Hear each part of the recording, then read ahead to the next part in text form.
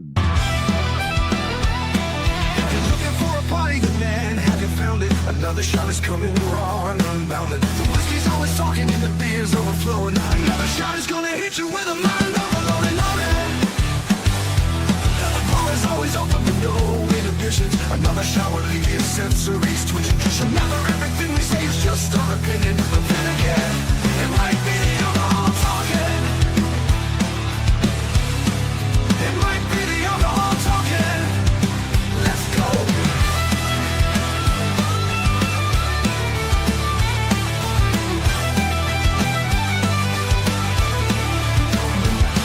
Let's go.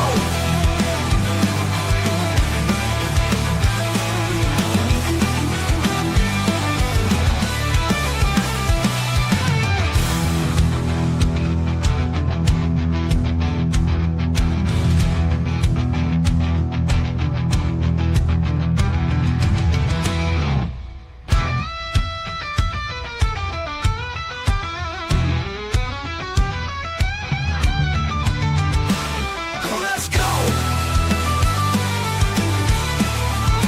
Let's go.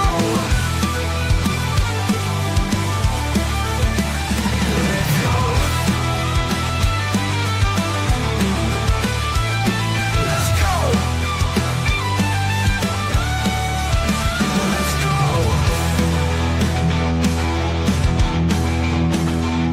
Let's go.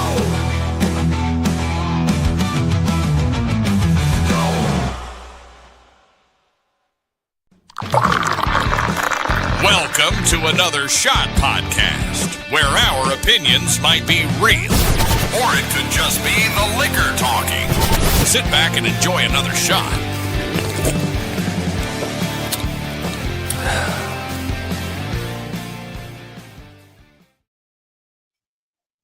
On, guys.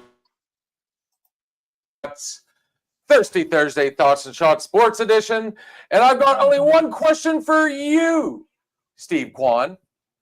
You mad, bro? Sir. Hey, man. Last week we're first was a- in the East, man, by a landslide. I'm okay. We got our boy 6'9" in the house, Steve Kwan Barkley.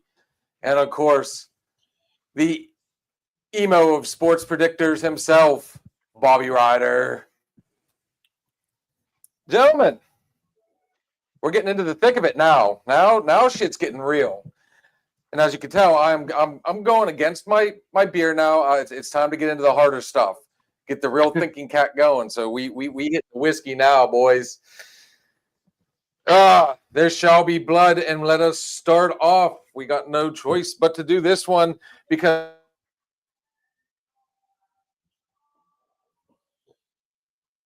He fucking freeze already? Yeah. the phone. And we're back. Tonight's game. The New York Jets. What's up? The New York Jets travel to New England to take on the Patriots. This should be a fairly simple one. I think this is what, 13.5 points. I think the line's closing at. I saw it at 12.5, but 12.5. You know, by game time, who knows what it's going to be. Patriots are looking really good this year. I don't know fucking how. Drake May, MVP candidate for sure. You know, and they're just sneakily winning games. The Jets suck. They're trading away pieces. Fields has no one to throw to. I think Wilson's out for this game. I think Wilson's out for a couple weeks. There's no storms coming, is there? Mm-mm. No, man. I think Patriots can just win this game. Damn internet in Grove City I needs to like figure the out what number. the hell they're doing. It's not doing well at all. Two tutties, backdoor cover. Patriots win for me, but I can't tell you by how much. We They're are not gonna working lose on it. it, gentlemen.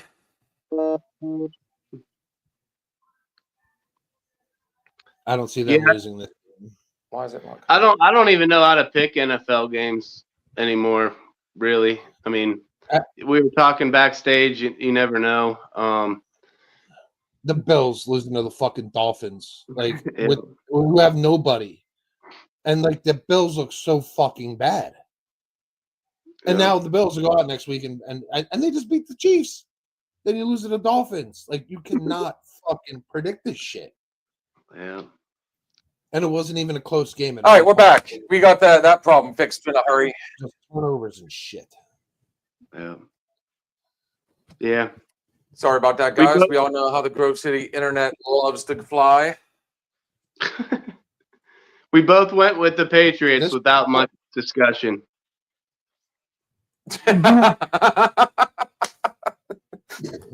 This should be a Patriots. fairly cut and dry one. Miss Kitty Cat's in the house as well. I'm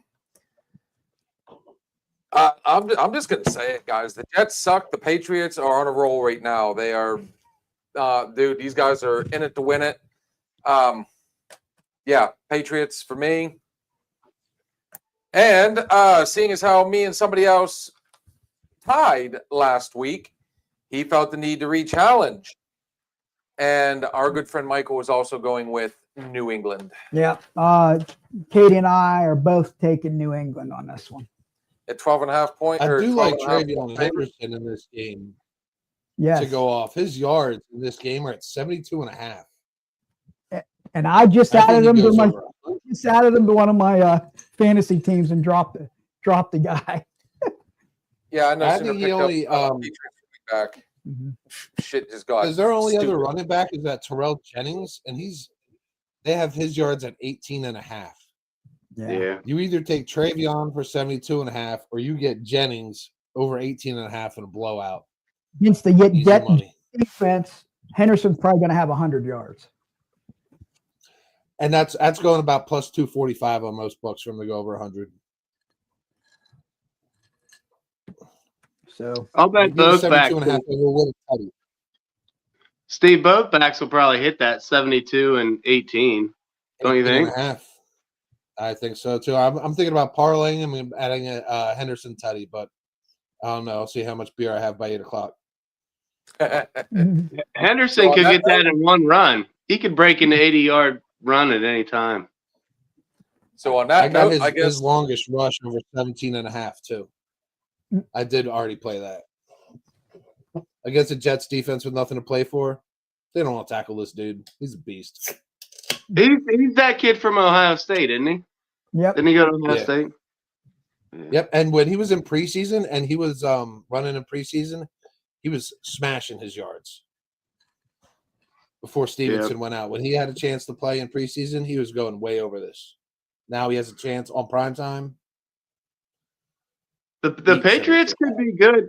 The Pats could be good for a 4 to 5 year run here with these They're young. young, and they got a shit ton of picks coming up too, draft picks.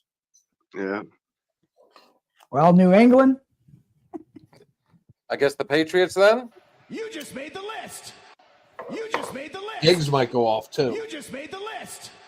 You just made the list. Well, depends how much they're up. They might not throw that much. Good point. Give me one of his catches over 21.5. I got a couple of plays in this game. I think Patriots go big. All right, gentlemen, that brings us to the first part of our little soiree here. Let's jump right into the college aspect of it. Yep. I guess our boy Blue here is we're getting to that part of the season where he's really having to dig deep to find something that's even somewhat competitive now. Yep. Yeah, a couple games in there. I'm like, let's throw it in there. Looks like a good one. But last week's records here. First place in college was Cat at 9-2. Bob was 8-3. All right, Bill. here it comes. Bill was 7-4. I was 6-5. Steve was 6-5, and our new person Mike was 6-5. All right, That's how gain 2 fucked games. college is when Cat's coming at 8-2. Yep, 9-2. It is. So that brings us to the first one, and I'm going to tell you right now, guys. I had I got a question mark over it. I did make a pick, but I got a question mark because I think this first one is going to be a lot closer than people really give it credit for. And if you go by the numbers and you look at the two teams, they're about as equal as it gets. The Clemson Tigers travel to Kentucky to take on Louisville Cardinals. Louisville being a 2.5-point favorite. 6-9. Tell us what we don't know. Clemson's done. With how close the ACC is, they're sitting at 4-5 now. Yes, technically they could win this game, and they would need so much other things to happen. But they didn't beat anybody good, so you can't talk your way into saying, "Hey, we beat Troy." You lost to LSU. You lost to Georgia Tech. You lost to Syracuse. You beat North Carolina, who hasn't. You beat Boston College. You lost SMU. You lost to Duke. You beat Florida State. Clemson's done. There's no chance they make a playoff. They have Otani MVP, just so everybody knows. They have South Carolina and Furman coming up.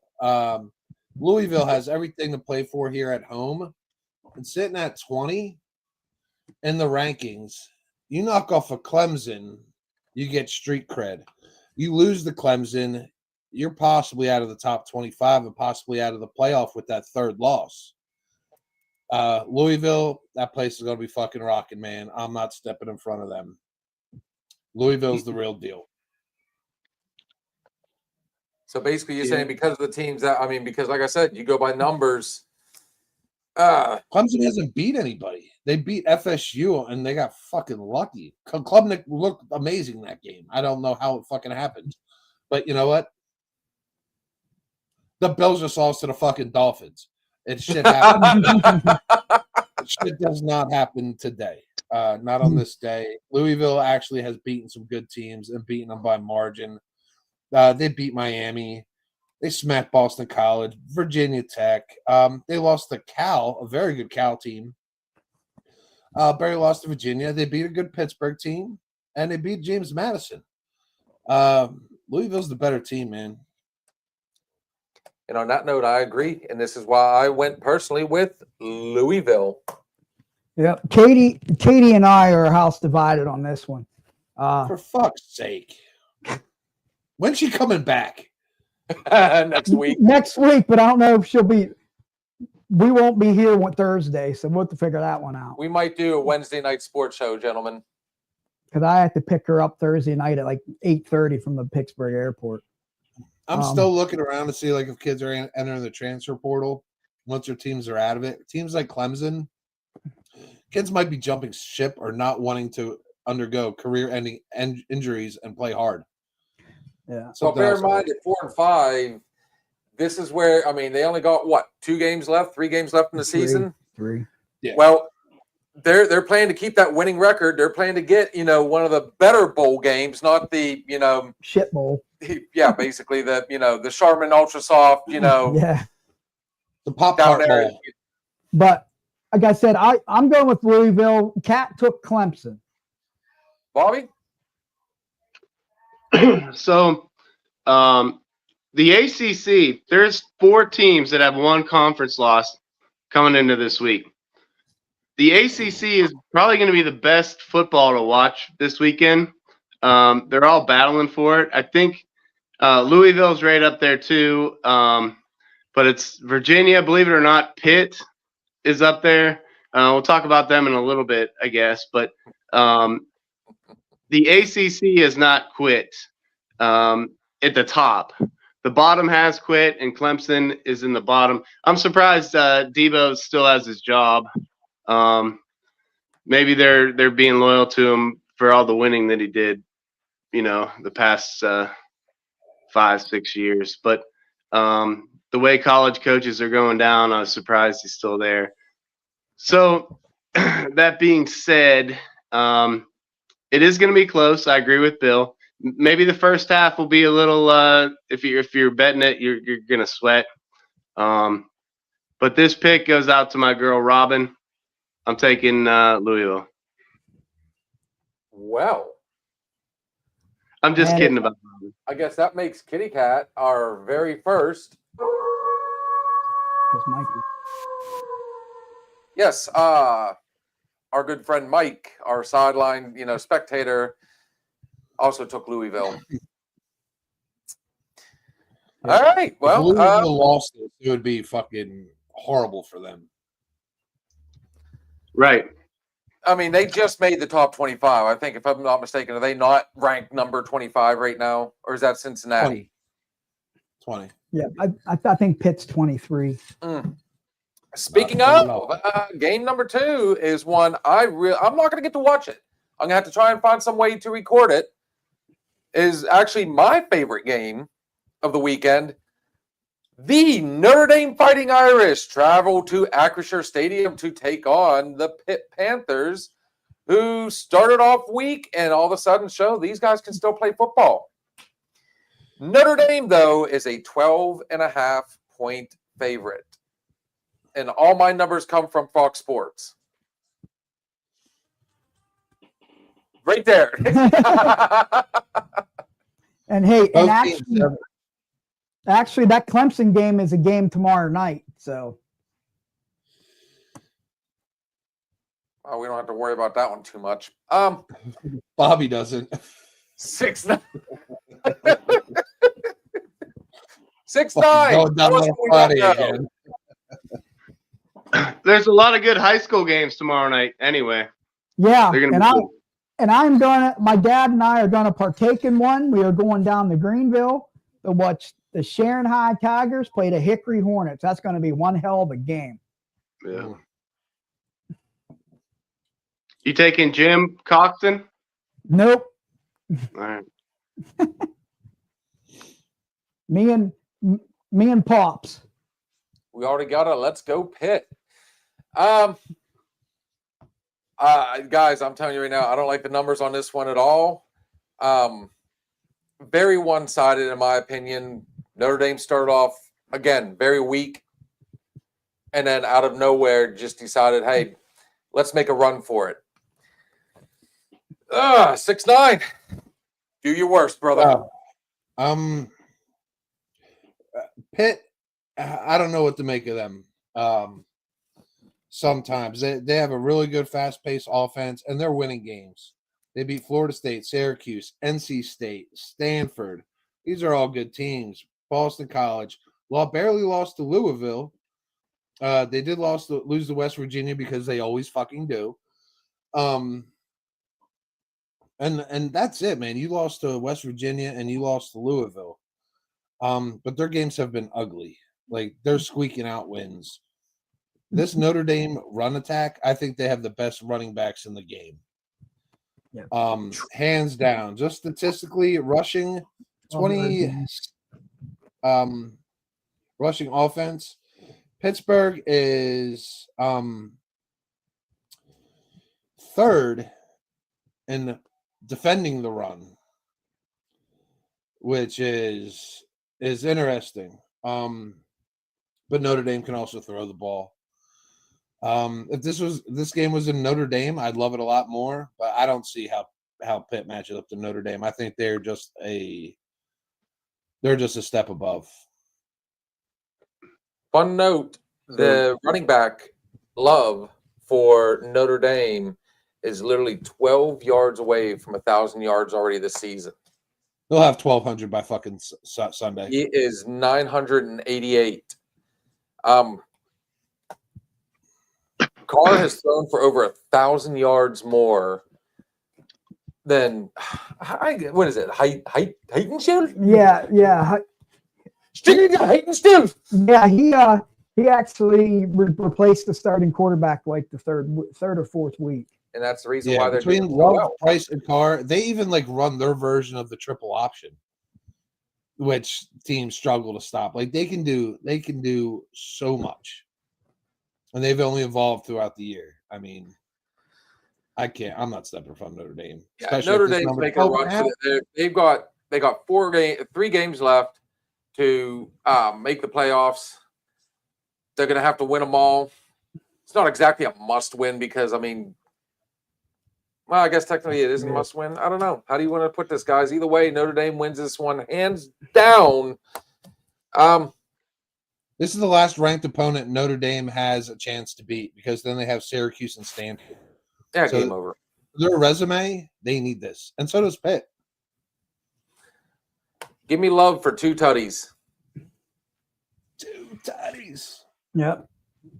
Bobby? I saw Eric Mayacher pop up. Yeah. He's one of the biggest Pitt fans I know locally. I know one other guy who's a bigger Pitt fan than him, and the other guy is more basketball guy. But so Eric knows what he's talking about. I think he has season tickets. I'm not sure, but You have season tickets for football, yeah. yeah. So Pittsburgh changed when they benched Eli Holstein for this freshman dude. It turned the season around. Pitt's one of those teams with 1 ACC loss. They probably should have beat Louisville actually early on in the year. They might not have. They might be sitting atop the ACC. But one thing that troubled me earlier 2 days ago. Did you hear this? Pat Narduzzi was given a press conference and said it doesn't matter if we lose to Notre Dame. It doesn't matter if we lose by 100. Did you guys hear him say that? I missed that one. Losing language to me. I couldn't believe a head coach would come out and say that. So in my mind, Pitt's already making excuses for losing or saying it's okay to lose because Notre Dame is independent. This doesn't matter to Pitt in the ACC. And don't forget the winner of the ACC gets a automatic bid into the college football playoffs. So this is pretty big for Pitt. It go a long way. But I think unless it's raining really bad and Acrisure is a swamp, I don't think they can keep up with Notre Dame. So I'm going Notre Dame. Well, Kat and I both took Notre Dame here. Michael also jumped on the Notre Dame bandwagon in this case. So, Notre Dame Fighting Irish. You just made the list. This game kind of scares me a little bit. College football game day is going to be there. Yep. It's been a while since they've been there. Yep, and That's they got they have a special guest coming, Mr. NFL Pro Bowler Aaron Donald is joining the college game day. Dude, they really want to make a splash. Bring Jerome Aaron Bettis in Donald not there. playing I mean, Yeah, Love they could because Bettis played for the Irish, so he did. he wore number 6. They all wore it during the 2005, his retirement game when they won the Super Bowl. Next on the docket. This is a good one. It's a lot closer than I gave it credit for. Alabama Crimson Tide traveling to Oklahoma to take on the Sooners. Alabama 5.5-point favorites, according to Fox Sports. 6-9. Do your worst. I don't believe in Oklahoma. I did earlier in the year. They're struggling to win games. Alabama's not. Alabama's defense is elite. They do struggle to move the football. That does worry me. But Oklahoma struggles to stop anything. I don't believe in their fucking defense one fucking bit. Mateer, I was high on him in the beginning. Not so much. This is easy for me. Alabama, I do worry it's on the road. That place is going to be live to go ahead and roll them some Tide, but it's Alabama for me, man. They're looking good at the right time. Dude, Simpson is 2,461 yards. He's got 21 tutties and only 1 pick all season. Mateer, again, started off great, but he is now 1949 total yardage with 8 touchdowns, but 7 interceptions. That's when you get into those type of stats, that's a big deal breaker for me. Neither one has really any rushing to Bama defense is always tough. It doesn't matter how bad the offense plays. The Bama defense is going to be, in my opinion, the key in this one. They're going into Oklahoma. They're going to smoke the Sooners. Give me Bama. So when you get this late in the year and teams start jockeying for spots in the 12-team playoff, it's really important not to have 3 losses. So Oklahoma has 2 losses. Alabama has 1. Alabama can afford to lose and still get in. I think a lot of college football, the old school guys really want the blue bloods to get into this playoff to make it better. They don't want teams like Boise State. They don't want BYU in there. So because it's at home at Oklahoma, Alabama can't afford to lose and bounce back. Oklahoma cannot. I'm gonna go with the Sooners. Woo! Whoa! Well, Katie and I both took Bama. And Michael also took Bama. So that makes Bobby Ryder, and honestly, Yeah, I don't. That's a good one to keep off. You know what? At the same time, whether we're keeping it off there or not doesn't matter. This game could literally go either way. I didn't even think about that one. One can afford to lose, the other one can't. But Bobby Ryder, unfortunately, brother, the lone wolf in this particular one. Ugh. It happens again later on in these picks. Texas and Georgia is another one that we're coming up on. Hey, we're getting there. Don't put the cart before the horse yet. All right, you just calm down there, buddy. We still going to talk about South Florida traveling to where the hell does Navy even play? They are Navy. Navy is they're a surprising team. They've always been. South Florida is a 10-point favorite in this one. The Shipyard. I was going to call it the Shipyard. 6'9". Hey, this is one of those cases. Tell us what we don't know. The game's at in Annapolis, Marine Corps Memorial Stadium. Thank you. All right. Navy ranked number 1 in the country in rushing yards because they have the most effective version of the triple option. Which service academies, that's what we do. We run triple option. But South Florida, I think they're in the top, at least the top 5 in pace of play. The play finishes, they're back up in the line. They're snapping the ball within 4 to 5 fucking seconds. It's insane. Watching them in North Texas battle it out a week or 2 ago was great because that's what they both do. The games are up in the 80s. Navy can't keep pace with this. They're going to try to slow it down to triple option, run the clock, keep the ball out of South Florida's hands. The athletes that South Florida have are football players. Navy has servicemen athletes. This is a major mismatch. Navy's at 7-2.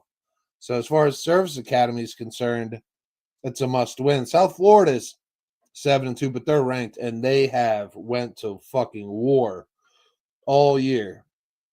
They barely lost to a very good Memphis team by 3. But everybody else they've smashed 55-23, 48-13, 63-36. They're averaging over 50 points a game.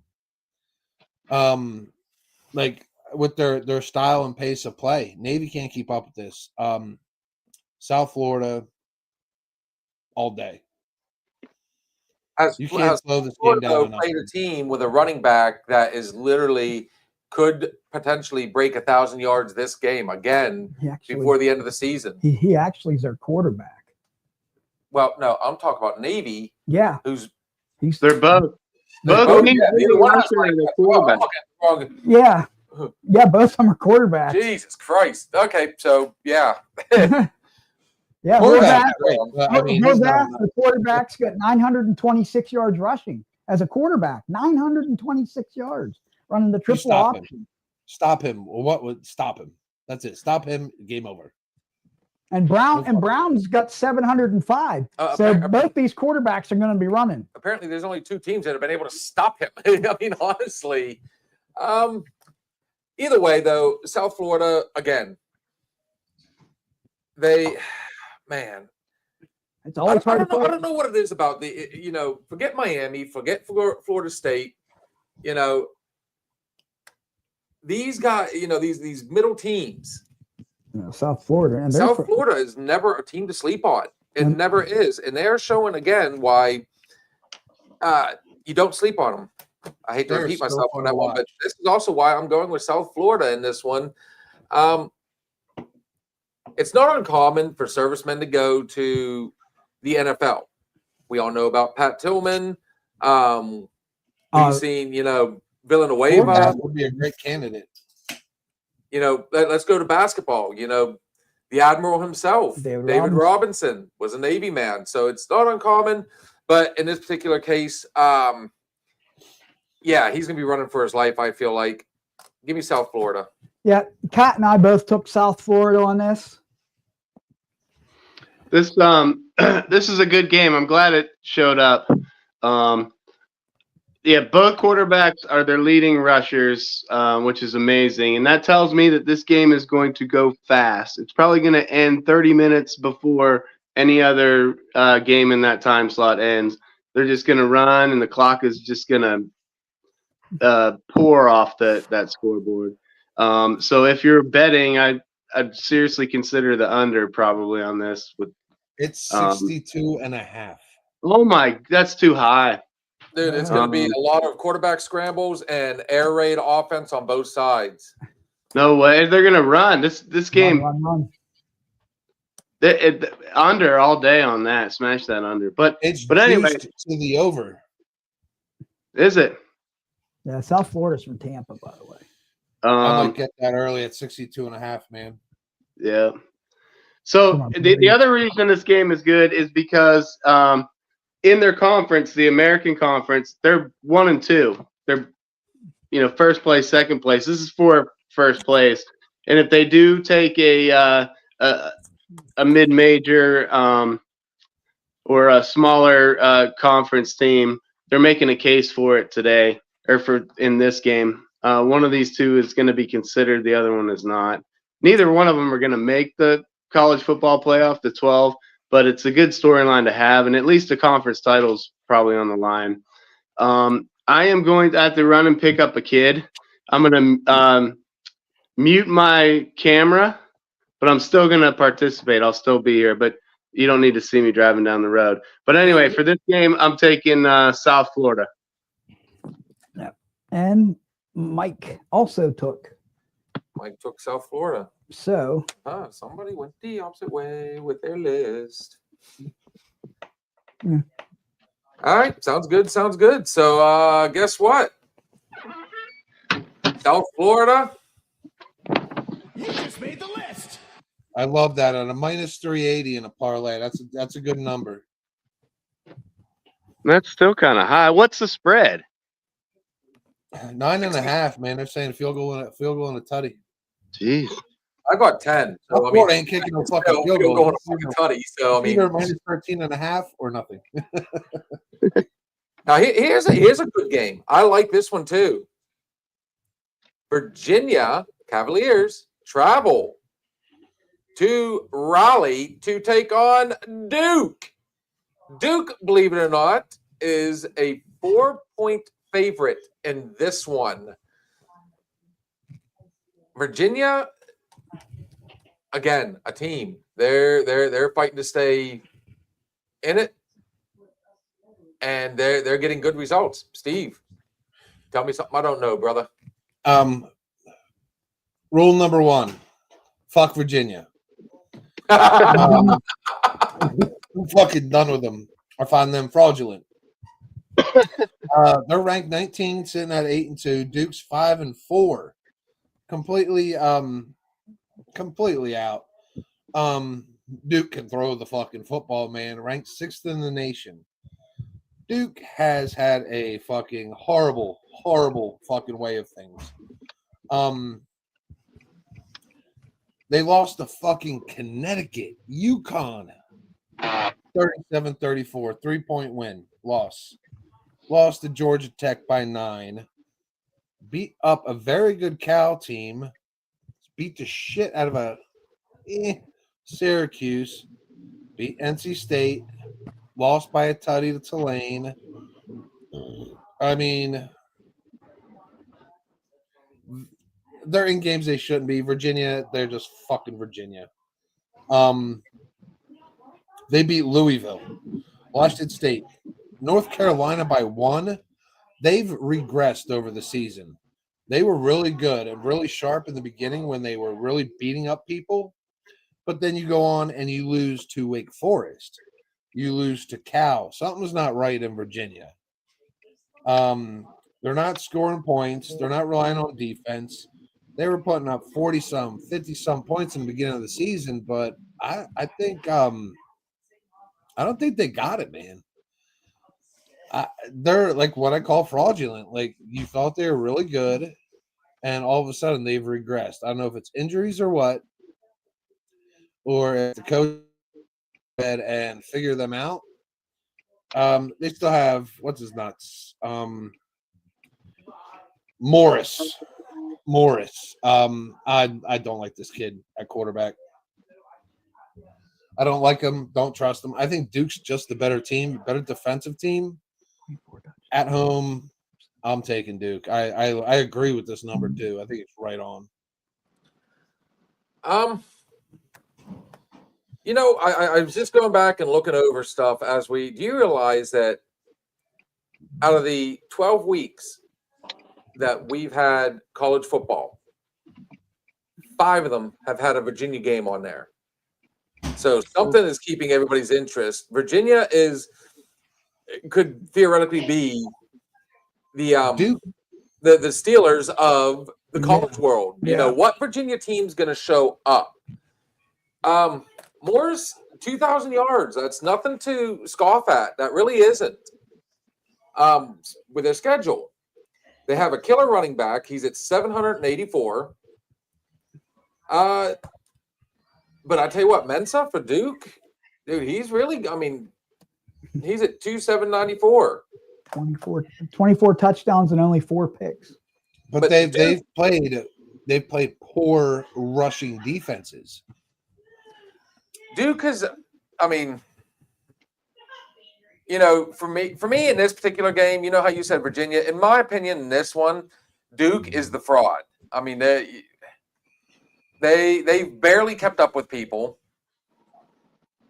They've somewhat come back on certain games, but Virginia somehow, some way has ground it out. And this is why I personally am taking the dog in this one. I'm going Virginia. I think the Cavaliers go into Duke and they're going to surprise people this time. Kate and I both took the Blue Devils here. Michael also took the Blue Devils. So last week, like I said, we tied in overall. I beat him in college. He beat me by 1 in NFL. So this is going to be one of the first ones that we'll find out real quick. And Bob, who are you taking? So I'm glad Bill took Virginia. It keeps it out of the parlay, and it wasn't intentional. Because North Carolina should have beat Virginia. Virginia should have lost to, I think, Cal or somebody else like that. They should have lost 2 games. This is one of those teams we were talking about at the beginning about the ACC, the top 4 being all jumbled up. I think Virginia's up there with them, and if Virginia goes down, and even if Pitt loses, it's not an ACC game. That still helps them. Virginia goes down. There's another one. Georgia Tech, they're with 1 loss. So I probably won't even watch this game on Saturday, but off chances I do and turn it on the TV, I'm going to go with who I'm going to root for. So I'm going Duke. I think it's been a while since I've had to do this. So guess what, gentlemen? I'm glad. This one. Yeah. I have a strong feeling on this one. I'll be laughing all the way to the bank. You might. You never know you never know what Virginia team will show up. The one that loses, or wins by an inch on the goal line, or one that wins by 15. You don't know, but The Dolphins just spanked the Bills. Let's just say that. Hang on, before we get to the next one, let's see what we got here. Oof. Jen May says, woof. Go with the dog. All right, guys. So that brings us to both teams. Steve, am I wrong in saying that this is a must-win for both teams? Iowa What, Duke of Hawkeyes Virginia? travel to Southern California to take on the Trojans. The Trojans are 6.5-point favorites in this one. 6-9. Kick it off. Iowa just went toe-to-toe with Oregon, 18-16. Lost. A very good Oregon team.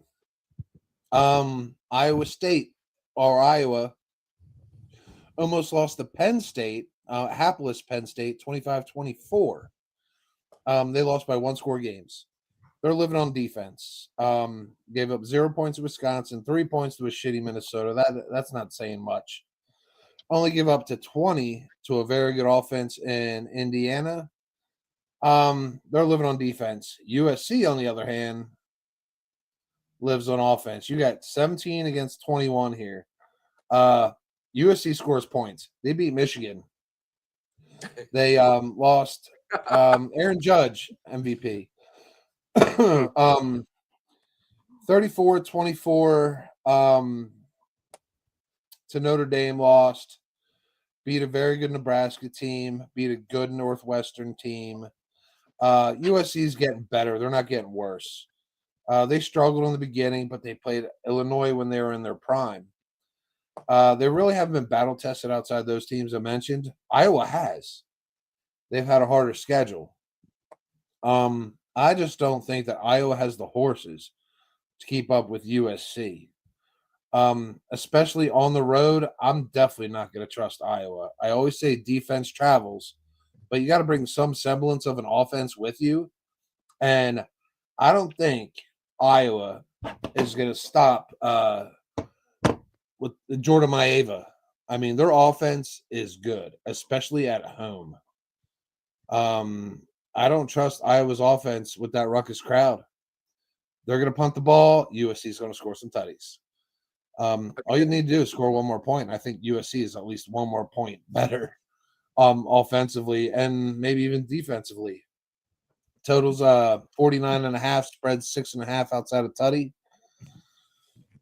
I don't trust the touchdown, but I'll take USC for definitely the money line win.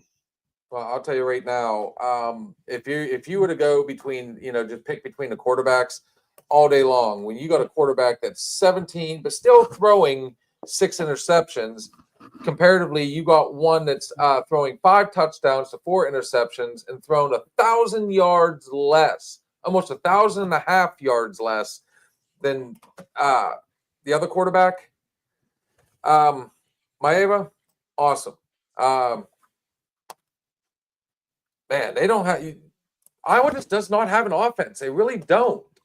It's 183 passing attempts to 269. At the end of the day, yeah, and they've got nothing to show for it. At the end of the day, this is going to be a walk in the park for USC. I think they go home, they stay home. They partying hard. They better have plenty of Trojans on them. Bobby Ryder. So, I don't know if you watched the Iowa-Oregon game. Iowa should have won that game. They let up a last-second field goal. They let Oregon drive down, which is surprising to me. Iowa's offense is way better than it has been in the past 5 to 10 years. They're making strides out there. Their defense is always still good, though. But do you remember, what was it, Game 3 of the year, maybe Game 4? Oregon went to Penn State, and the next week, Penn State lost to Northwestern. I think 6-9, you put in the group chat, did Oregon break Penn State? Why Um, you got to bring up the past? Because I'm going with it. I believe that Oregon may have broken Iowa as well, so I'm going with USC. Well, Katie and I both took USC. Michael also took USC, so we're across the board on this one. So that makes the USC Trojans. You just made the list. That's a nice minus 230. So we're already in the plus. Now here's one that I'm very, very interested in. Good pick on this one, by the way. If you just look at it on paper, it's like, who gives a shit about either one of these teams until you actually look into it and you see Memphis traveling to East Carolina. East Carolina is a 3-point favorite. Originally, I would have said, I put a question mark over this one because I made a pick, but I was literally back and forth on this one, and I could still change mine. So I'm interested in hearing some arguments on this one. Blue, just so you know, there's my pick. Yep. Let's see what happens on this one. 6'9". You shake your head. He doesn't want to touch it. Yeah, I have to defer on this one because I know absolutely nothing about East Carolina. All right, folks. Nothing. I haven't had the time to look it up or nothing, but I have watched a few Memphis games this year, and they're fucking terrifying. You've got an 8-2 Memphis taking on a 6-3 East Carolina. Quarterbacks are pretty close. They've got Lewis, who is 12 touchdowns to 5 interceptions, total of 2,186 yards. Hauser for East Carolina is 14 touchdowns, 5 interceptions, 2,469.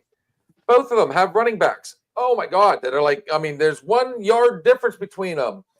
Memphis has 535. East Carolina, 534. Here's where it starts to kind of separate a little bit. Braum Jr. for Memphis, 745 yards. He's got 7 touchdowns on the season. 683 for Smith. This is their best receivers. 4 touchdowns. Defense. Again, 1 sack between the two, the two best. If you go back here and look, Memphis lost to Tulane, 38-32. They beat Rice. They beat South Florida, 34-31. Lost to University of Alabama, Birmingham, though, 31-24. And then they beat Tulsa, 45-7. So is everybody else in the world. East Carolina, What about that Arkansas win? Say what?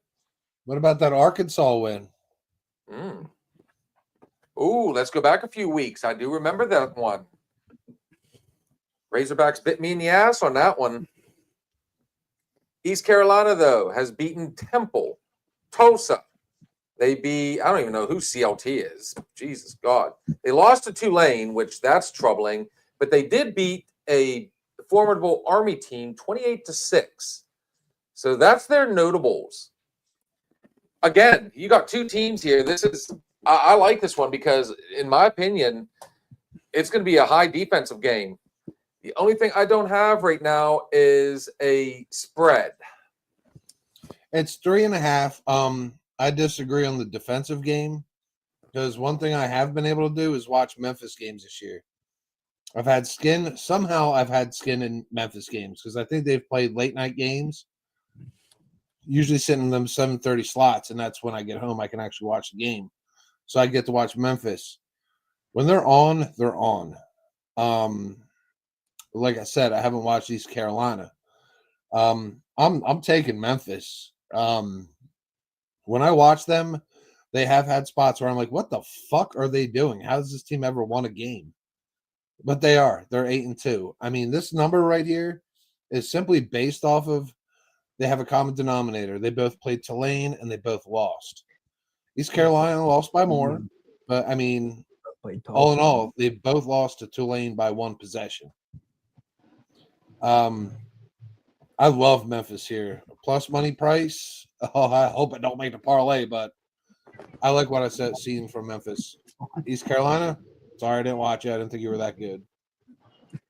Well, this is one of those rare times I get to say this, that it's that he's not there now, but believe it or not, my nephew, he went to ECU for a little while. I think he did a year and a half there, and then he transferred out. I'm not picking him because of that. I'm just saying that's a fun little fact right there. You're using the Steve-O method. Hey, Bobby Ryder, like he rides that bus too. But no, As soon as Bill said I have a nephew, I was like, "Fuck." I don't know a whole lot about either team. But when I go back and I crunch the numbers, if it was in Memphis, I probably would have went the other way. But I can honestly say that nobody's really gave me any real good, argument against this, other than Memphis did beat a very tough Arkansas team. But how tough really is Arkansas? Yeah. So at the end of the day, that could be argumentative. But this is one of those times, again, I am taking the ECU Pirates. What would you say if this game was in Memphis? If it was in a Memphis game, I still think it's going to be close. But I think home field advantage gives ECU the bigger edge in this one. Well, Bill isn't the only one that took East Carolina. Katie and I are house divided. I took Memphis, but she took the Pirates. So Memphis blew a golden opportunity last week. If they would have beaten Tulane, they would have been at the top of that American Conference, one loss. And they came out like the Buffalo Bills in Miami. They just were horrible the entire first half.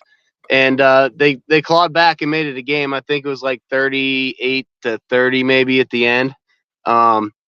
But Memphis blew that. That was their shot, and they would have been considered for that 12-team playoffs if they had won. I'm not sure what the mindset is in Memphis. That being said, I'm going with the home team, East Carolina. This makes it really that's interesting. good philosophy there. I like that. 3-3. Yeah, it's 3-3 because Michael also took Memphis. So again, this is where the rubber meets the road, and that was three very. Bobby, did you really use blow? And what was it? What did he say in the second one? As soon as he said blow, my spider senses went off.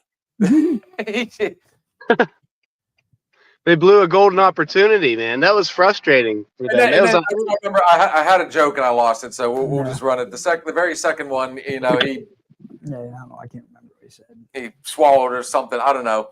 Either way, hey, that's gonna be a hell of a good game, I think. That's why I like some of these smaller teams. Every now and then they surprise you.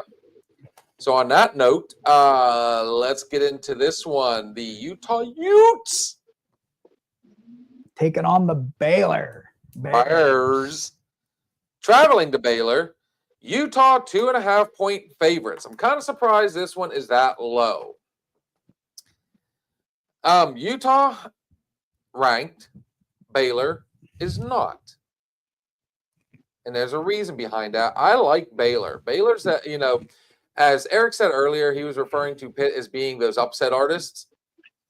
Baylor's another one of those teams that if you turn a blind eye to them, dude, they will creep up on you.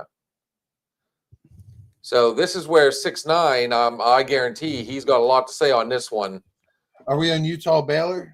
We are on Utah Baylor. Good. This one, I love this game. I'm so happy. I'm fucking totally smashing this myself, especially the 8.5 spread. 8.5. You can't do a baby here. 8.5. Oof. 8.5. Boy, I wish I would have got the all over 2.5. the I place would on have this one, smashed man. that.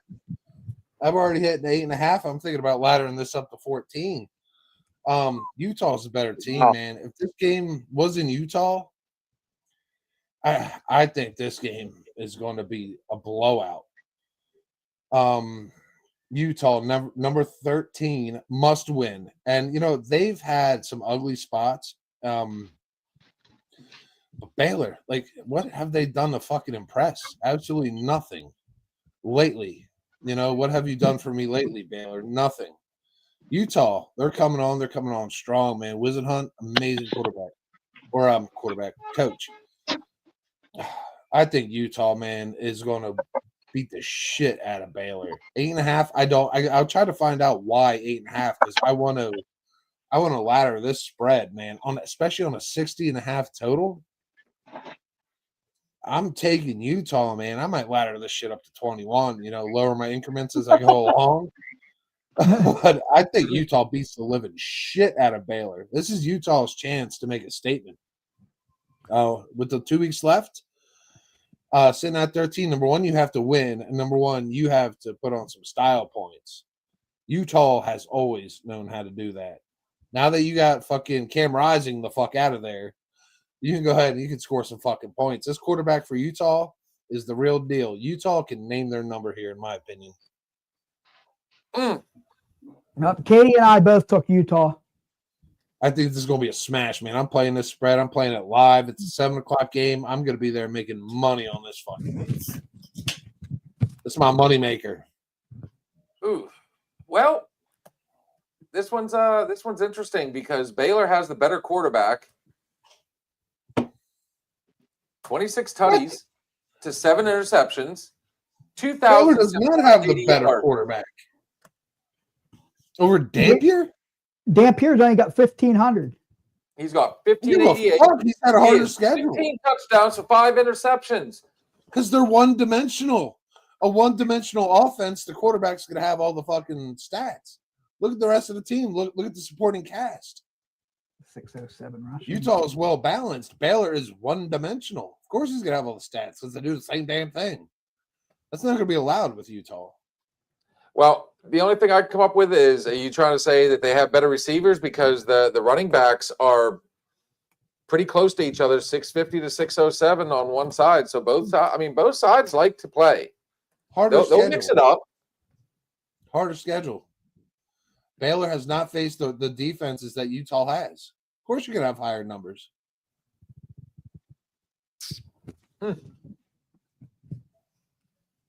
Let's see, a Cincinnati win, a Colorado win, an Arizona State win, a West Virginia win. Those are the notables.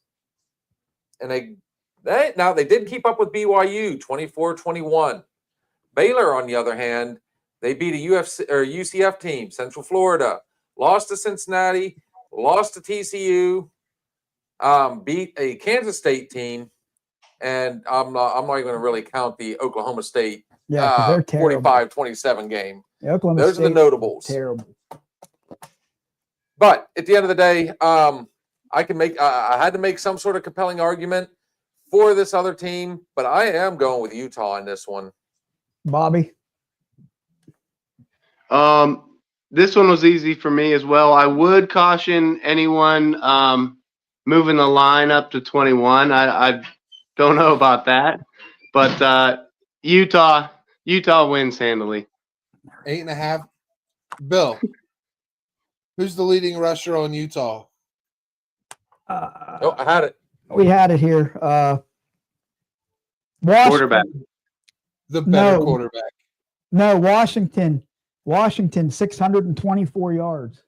The fuck? Yeah. Washington's got 624. On Utah? Utah's Parker at 607. Oh, yeah. But, yeah, the quarterback's got 507. Big deal. Quarterback. Your quarterback's got 500 yards. For fuck's sake. You get the better quarterback in Utah, man. Dampier is good. He is good. I had to give – you know me. I do like Baylor at the end of the day, but I am picking Utah in this one. I had to make some sort of argument and show that Baylor is not exact – again, they're a team that you cannot turn a blind eye to or they're going to creep up on you.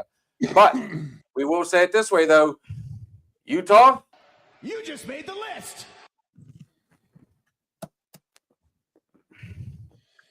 Oh, our fucking NFL game's kicking off. Uh-oh. Trey Young get a 72.5. Fuck. So this one was a pretty easy one for me. I'm kind of surprised the line is this short. Texas Longhorns travel to Georgia to take on the Bulldogs. Do we close the book on Manning yet? Yes. Because as soon as you do, he surprises you. 18 tutties and 6 picks. That's good. Those are good I'll go numbers. first and I don't argue. Yeah, I'll go 21 first. 2,100 yards. This is one of the games we talked about earlier, right? Where one team has one loss, the other's two. They're both big dog blue bloods. The general public wants to see them in the 12-team playoffs, both of them. You got the Manning name. Georgia can't afford to lose this game. It's not going to hurt Georgia. They'll still be in the 12. Texas cannot afford to lose this. I think they know it. Arch Manning has had his ups and downs. It's a learning year for him, but Steve just read his numbers. They're not bad. They're not Heisman good, and they're not national championship good, but they're not horrible. So because of that reason, I went with the team that couldn't lose earlier in Oklahoma. I'm going with Texas in this one. Are you fucking okay? He took the dog. 6.5-point favorite Georgia at home, and you still want to take Texas. Now, keep that in mind. Take the line out of it. The fact of the matter is they're playing in Georgia in this one. Georgia's numbers are not as good as Texas when it comes to, well, let me rephrase that. Texas's numbers are not as good as Georgia. I mean, they can run it, they can throw it. The number, yeah, there it is. The numbers in the defense, though, are pretty significant. They've got a linebacker. The dude's already got 8 sacks on the season, so he's averaging what? 3/4. I guess if you were to really do it, it's like 3/4 of a sack per game. He's in it to win. He's a monster. Yeah. Kat and I both took Georgia on this one. They're playing at home. I thought about taking Texas, and I'm like, no, trying to beat a number 5 ranked Georgia at home. I don't know. Yeah, I'm not. This is one of those ones I will not get in front of Georgia at all. Steve Quan, you've been awfully quiet on this particular one. Yeah, because I just want to hear what kind of bullshit Bobby had. Here's another reason, and this is personal. 2 weeks ago, I had Georgia, the Georgia game. I had the game going over. Georgia was winning. They had the ball down at the 4-yard line. Time was running out. They could get a first down before they scored a touchdown. So Stockton did a little keeper to the left, and he went down at the 1-yard line, and the game was over. The number of timeouts. It blew my over. And that was. I had the other 3 legs in the parlay. I needed that one to win. I'm never picking. I hope Stockton loses by 30 points tomorrow because of that move. Steve, what do you tell me all the time, though? You never bet with Don't bet with your heart, man. with emotion. Emotion. Never bet out of emotion. Never Oh bet my on God. emotion. Yeah. So I'm guessing Steve's going. All day long. I guarantee. Watch this. Go ahead, buddy. Who the fuck trusts Texas? Apparently, one of us. Every single week, I watch a Texas game, and it's always on our card in some shape or form. And I'm like, oh, fuck, here we go again. Texas is down 14-0, and they're coming back. Come back against Georgia. It's not going to fucking happen. Manning, he's got his outlet, the Wingo. That's the offense, Wingo. Georgia's going to be good enough to take that away, man. This is Georgia fucking defense. This is, it's like the pride of the fucking nation, which comes out of Georgia defensively. You take Wingo out of the game, the screen passes. That's all they want to do is get this dude in space. Georgia's tacklers, their secondary, their backers are elite. This guy is not going to get his shit. Georgia wins here, especially at home. Come on, man. Come on, Bobby. Change your pick. Change your pick. Texas is ranked 10th. You're acting like they're not ranked or they're They Like, they no, should They be. They should scored not be 25 and they fucking lost the first 2 games of the season. this I is what watched I'm Man- telling you. College football Man is throws rigged. that ball on the ground, and Wingo bails them out. Wingo and the defense bails them the fuck out. It's not fucking Arch Manning. This Georgia But- defense, Manning's face. No, fuck that. No way. This Texas being ranked 10th or 9th or 10th or whatever they are proves my point. That they want them in this 12-team playoff. Yeah, And you because know of what? Manning. And they'll be 16 after this week, 17, and then we'll move up to the 12. Not this week. Georgia. Oh, So Bobby, He's you wearing said that 1 yard dictate his Which brings us to okay, I can see this one being somewhat of a banger. The Texas Christian Horned Frogs traveling to Brigham Young. 3.5. 3.5-point favorites, Brigham Young. Love this pick. BYU looked horrible. They got crushed. Made him their bitch. Yep. And that is why. Who did they play that they lost to so bad, though? Think about that.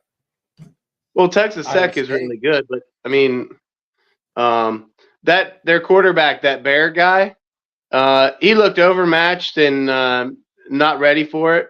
Still freshman. I know. It's cool that he wears number 47, though. You guys see that? It's pretty neat. Yeah. But I think BYU bounces back. Steve or Blue loves as a man crush on their coach. I think that coach gets them back ready at home. I'm going BYU. Well, Katie and I both are taking Brigham Young. I really wish you wouldn't word it like that. That just sounds. Brigham Young. So Michael Jackson. Yeah, Blue's the one. He actually does drive a van, guys. So I mean, at the end of the day, Yeah, actually, it's not a van. It's a Dodge Journey. sure. Go ahead and tell everybody what you drive. Yeah, You know, they Dodge Journey. There's Grove City Eagles on the back. TCU definitely has the better quarterback, but the running back for Brigham Young is, dude, he's 824. Again, another running back. I can't wait to this draft coming up. I mean, it's going to be very offense heavy, and it's in Pittsburgh. Let's remind everybody. But That's cool. Brigham Young is. They are 100% looking to bounce back after last week. They want to show that they want another crack at Texas Tech. I guarantee they want that one back. They went into that one. I feel like they just they thought they were the Cinderella story was going to continue for them. It was going to be easy street, and Texas Tech said, "Yeah, we're running away with this one." I'm taking BYU on this all day long, and this is going to be a statement game. TCU. You're out of the game altogether after this. We should go down to the draft, at least the first round. Can anybody just go to that? Well, You can, but you still have to get on the NFL website. You have to apply to get in. General admission's free. Cool. That'd be We cool. go down and get hammered, guys. Huh? We go down, party in the streets, and get hammered. Yeah. I planned on, at that point, I'm going to have plenty of time off. Trust me. I'm taking Friday, 100%. We'll go down If and it was get up to hammered. me, I want to just go ahead and take the whole weekend and go Friday, Saturday, and Sunday, recoup on Sunday. There's a bunch of hotels. There's a bunch of hotels right there too. And they're already sold out for that particular weekend, dude. yeah, you might have to go the I've whole way already to tried. I've already freaking tried. Hey, Zimmernople. we can, get one. we can make it the cranberry. Then drop back We to can go the to Cranberry next somewhere and watch you. We're going to find Midnight Road and be like, all right, cool. We'll stay on the war streets over there in the fun part of town on East Ohio Street. The lights went out, guys. So it's up to Steve. It's up to you, buddy. Gee, are you going to be that wolf? Steve, be that guy. Be just one time. Just be that guy. I am being that guy. I'm taking TCU. Oh, Wow. Where's BYU's head after that fucking emotional loss to Texas Tech, where they thought they were gonna be competitive? Texas Tech Hungry. humiliated. It wasn't Hungry. even fucking close. TCU, this is their last chance. BYU could actually lose this game and stay ranked. TCU loses this, they're done. This is it for Hoover. That kid is a competitor. He does not fucking lose games, especially when it matters. He hasn't for 2 years. He's not going to start today. BYU upset. Exact score 33-28. Oh, TCU. you know what? Steve Pond. Steve Quan? I mean, every one of us has done one so far. That makes it official. Except for Cat. Cat's the only one that didn't do one. So did we come out of there, out of college, with only Notre Dame, Southern Hang Florida? on. Nope, we got one Nope. more. We got one more game left. And this one's Arizona. definite. And honestly, you know, I hate to say it this way. You guys know I never try to put the parlay before the, you know, everything else. This is one I'd be nervous putting on there.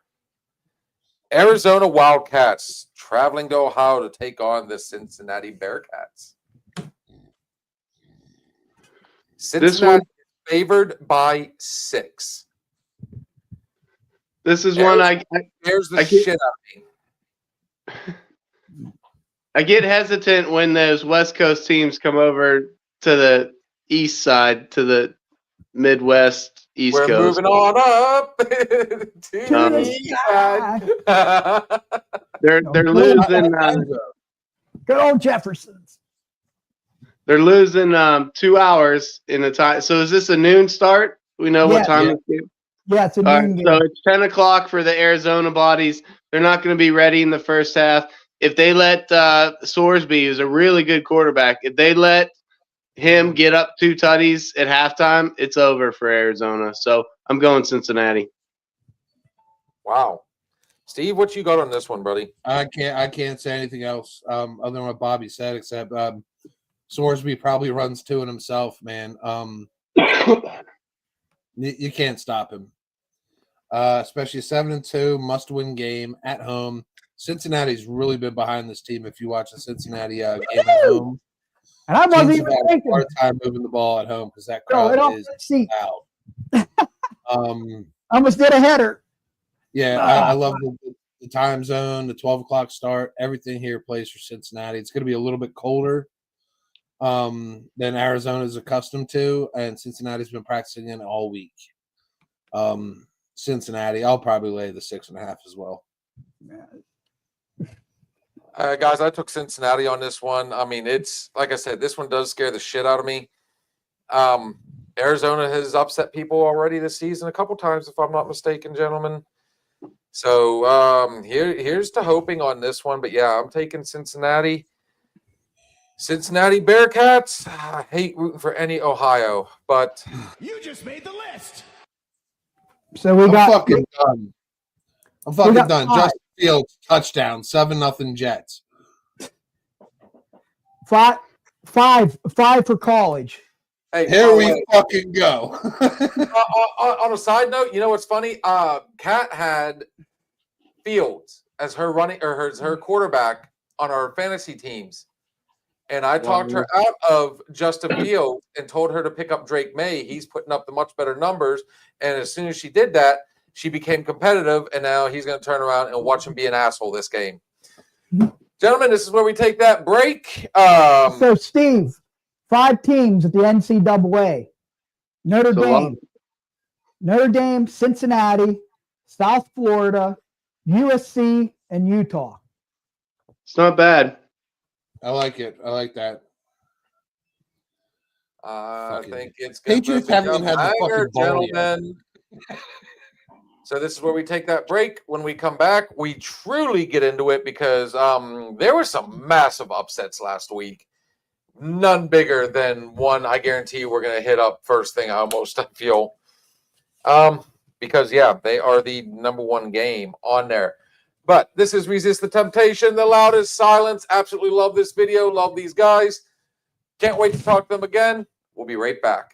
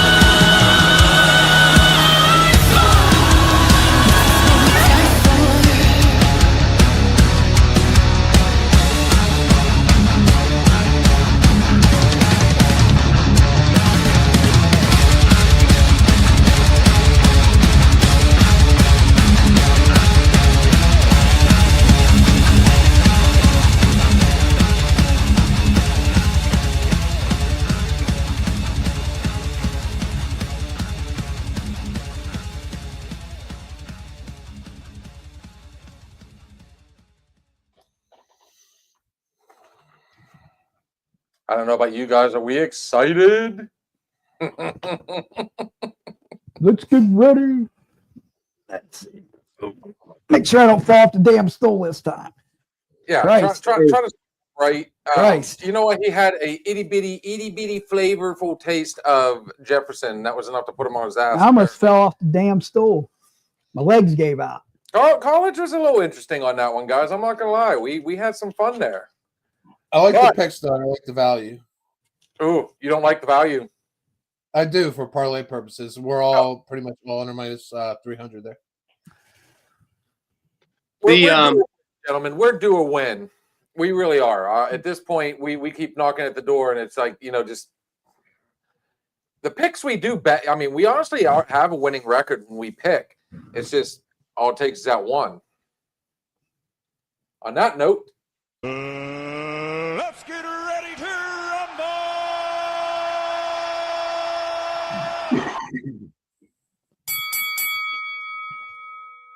last week, Blue. Last week records. Here we go. Coming in first place. Steve Kwan, 10-4. The challenger, Michael, was 10-4. Bill, 9-5. Cat, 9-5. Myself, 9-5. Mr. Ryder, 7-7. I like it. Right, I got you right where I want you. Right where I want you. Yeah, but I tell you what, there was some dude last week. Let's get the let's talk about the elephant in the room, guys. There was one big, massive upset. Nobody would have predicted that to happen. Yeah, And Miami somehow, I don't know how they. I mean, how did that even happen? I've got nothing on that. And the reason I say that is because guess who we got? First game. The Washington Commanders traveling to sunny Miami, Florida to take on the upset favorite Dolphins. Actually, that's a 9:30 game. That's in I want to say that's in Germany. Let me look here. That's Spain. It's in Spain. Santiago Yeah. Bernabeu. Madrid. Madrid. Got another fucking variable to this one. I'm going But wait a last. minute. It gets better. Again, Miami. 2.5-point favorites going into this one. The spread is at 47.5. Does Miami go on a banned list by any chance? Just throwing that out there. Nobody's wanting to I don't touch this. They're both 3-7. To me, Miami seems like a team that knows they're done and that weight's come off their shoulder. Coming into the year, they were playoff contenders. Don't forget that. I mean, they on paper they were pretty good, and they lost Tyreek earlier, and just went downhill. I thought that their coach would have been fired, but he's hanging on. They did fire their GM though a few weeks They ago. traded away Jalen Phillips. Yeah. So now the weight's off their shoulder. I think they're just playing football. I don't know. I can't explain it other than it's just proven me right that this NFL is rigged. That game against Buffalo, that made no sense whatsoever. It Went shouldn't down have for happened. 2 picks, fumbles it, and Yeah, coach fumbles it in the red zone. I know. Like, You don't believe me? It's legitimately rigged. did It's everything coming to out. lose I'm telling you. fucking The game. NBA is coming out. Major League Baseball is coming out. That's rigged. NFL is next. Something's going to come Scripted, out man. that it's rigged. They were like, "Hey, you Um, go ahead. You lose this to Miami. Guess what? We're gonna do.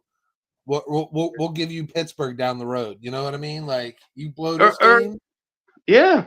He Or even said good. NBA. So I tell you what, let me know when the Knicks are going to go in, because I've always said I wanted to go to MSG to see them play. At least let me know when they're going to win one. They're the Trade curse down of Patrick eight Ewing. right now. Say what? Trade down eight. Oh, So they're playing loose. Jaden Daniels isn't playing, right? I don't think. Is he done for the year? Is he on Yeah, IR? he's out. Mariota. It's He's out. Mariota. All right. I'm gonna roll with the loose bunch, the wild guys at home. I'm taking Miami. Katie and I Great. are both taking the Dolphins. Real We're quick, fucked. you got If we to make check it out through the college, we're gonna be up at 9 a.m. fucking angry. the Patriots jerseys are really cool, man. They're like a gray blue and they have red stars around the collar. Check it out. Keefe and Travion. Yeah. All right, go ahead. Steve Quan, what you got on this one? You know what? I hate this game. I absolutely fucking hate it. 2 teams out of it, nothing to play for except money. Somehow the first quarter is over in NFL already. 7-0. I don't trust this game at all. You still got Debo. You still got McLaurin. You still got a Mariota who's been running all over the place. But Washington's defense, worse than Miami's. Yeah. Steve-O, you could run on a fucking Miami's defense right now. I doubt that. I Sitting doubt out there that. on the scooter, fucking fucking going walk. down the sideline. Come get me, bitch. I can't even walk. I'll get my crutch and walk through the middle. And you'll still make a touchdown. McDaniels does what his job. And he has to win games like this to keep that job. I'm taking Miami. I fucking hate it because I think I'm basing it off them beating the Bills, which I think that's what the NFL wanted you to do is be like, oh, if you can beat the Bills, you beat the depleted Redskins, and the Redskins go in there and beat them. Makes no fucking sense. That's what the season's been. It's rigged. I gotta take the Dolphins. I think they can just feed Ashan all game. Give him 100 fucking yards. Give him 2 tutties. I think Waller's still out. But you still have a Jalen Waddle. I don't know. I hate this fucking game, but give me Miami if I gotta pick. You said it best for me, though. They still have McLaurin. And let's not forget, Zach Ertz. But you have to respect the run game to respect the pass game, or you just sit in zone all day. And you got your Corey Krosky Merritt as your only running back. Everybody else is dead. You just sit in a zone. That's all you got to do. And you stop Debo, you stop the first downs, you stop McLaurin, you take the top off the offense. And Mariota's, he's not a deep ball passer. He's a short guy. He runs the football. You put a QB spy on him and run his own. Game over. McDaniels wants his job. Stick to the script, dude. Win the fucking football game. I'm still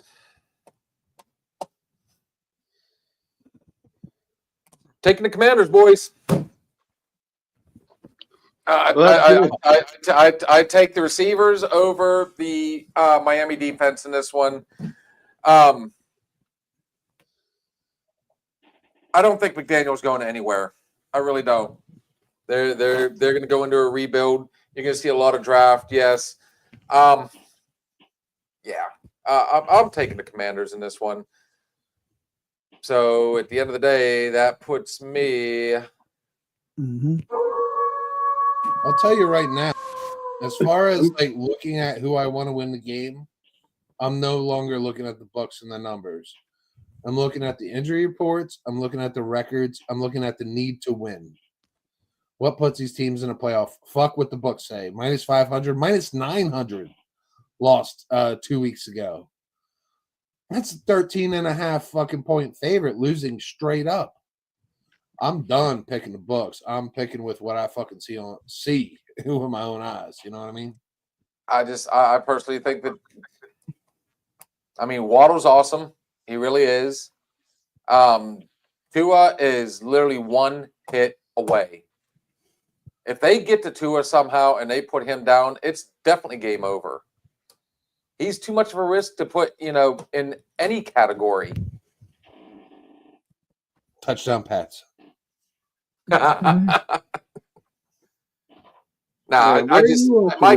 gut is 100% telling me that Washington goes in there and wins it. I don't think it's going to be a blowout, but Washington's going to win this one, and I'll take that one to the bank. 7 yards, Travion, Bobby. I know. I just got the touchdown. Where are you watching this? Like, I'm like 15 seconds behind you. I got her on Fubo. Travion's already got me up to. He's over. How many yards he got? 20 first drive. I need 73. Told you, 100 was plus 230. That brings us to Bobby. Here's an interesting one for us. This is a revenge game. Must need to stay alive in the AFC North. The Cincinnati Bengals come to Acrisure Stadium to take I'll on go first. Oh, Steelers. sorry. Sorry. I'll go first because you guys have probably already seen the pattern if you've been watching all season. I don't pick against the Steelers, so I'm going the Steelers. Now, I don't know if it's true or no or not. Is Burrow coming back this week? Did anyone see that? The Ravens game. When they play the Ravens, he's coming back. Oh, okay. Well, right now, Flacco's questionable. But last time, Flacco kind of he tore up the Steelers' D-backs. You know, Chase Young, 17 damn catches. 17 catches. Come on. Jamar Chase. Yes. Dude, the Steelers made Perrine look good, honestly. T. Higgins. The Steelers, they're coming off another big upset. When you got even TJ Watt coming out there saying we all need to play better, that includes me. That's one of the very first times I've ever seen TJ truly disheartened. He's usually extremely stoic. He sits back, he just, hey, they were the better of the team, blah, blah, blah. No, when he turns around and says we all have to start playing a lot better than, what we have been, they're going to come to this one extremely hungry. They need to keep this to stay up top the AFC North because Baltimore is going to start knocking on that door. They're coming up. Cincinnati's going to make a run for it. The Steelers for me. Man, guys, please show up and play. Yeah, Cat and I are last taking week was Pittsburgh too. all Aaron Rodgers last week, dude. It was TJ didn't have to say anything. The defense didn't have to say anything. He was horrible. Aaron Rodgers was horrible. Some of those passes were 10 feet over dudes' heads. Aaron Rodgers has to be better. Well, what's his name's off the injury list now? Will Hire is going to be active. So will we see a chance of Hire in the game? No, we'll see Mason Rudolph before him. But like I said, Katie and I are taking Pittsburgh. Yeah, there's no way they're putting Will Howard in there. He's a number 3 at best right now. And, it would take an act of Congress, an act of God. The 4 horsemen coming down. There is zero way we're going to see Will Howard. I venture a guess we don't see him at all this season. I agree. No, or in the Chase, you're not going to start a rookie. And we do have Burrow back, correct? Not yet. No. Nope. Following week, Bengals. No Burrow? Ravens. Thank you. Baltimore is what I was trying. Then that makes all the difference here. Pittsburgh for me. Guess what? Oh shit. Well, even Michael took Pittsburgh on this one, and last time, he sure as hell ain't coming over to watch the Steelers game. Pittsburgh Steelers. You just made the list. Which is scary. Dude, anytime you have the Steelers in anything, it's scary. So, without further ado, I'd probably take Cincinnati.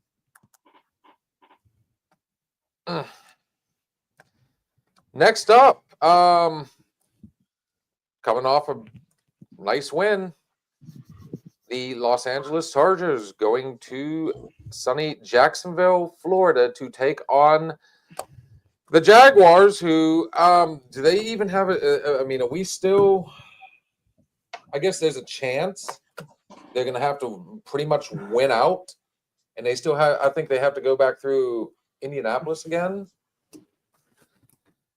Yeah, lucky for everybody, the entire NFL, Indianapolis is taking a week off. Yeah, it sucks for my fantasy team because Taylor's been ripping it up. Justin Herbert, Quentin Johnston, Keenan Allen, just he became the top receiver in San Diego, the Chargers history. McConkey's questionable. Yeah, Lad McConklin's questionable. Yeah, and then their leading receiver's questionable. Thomas. Vidal, 404 yards. I mean, 2 touchdowns at best, but man, ATN, all right. The thing I like about ATN, he can run, he can catch. He's a very versatile back. Trevor Lawrence, 2 yards away from 2,000, not having the best of seasons. I mean, 10 touchdowns, 7 interceptions. Justin Herbert, 19 touchdowns, 8 interceptions. A couple of those games were nasty. In my opinion, I think this one,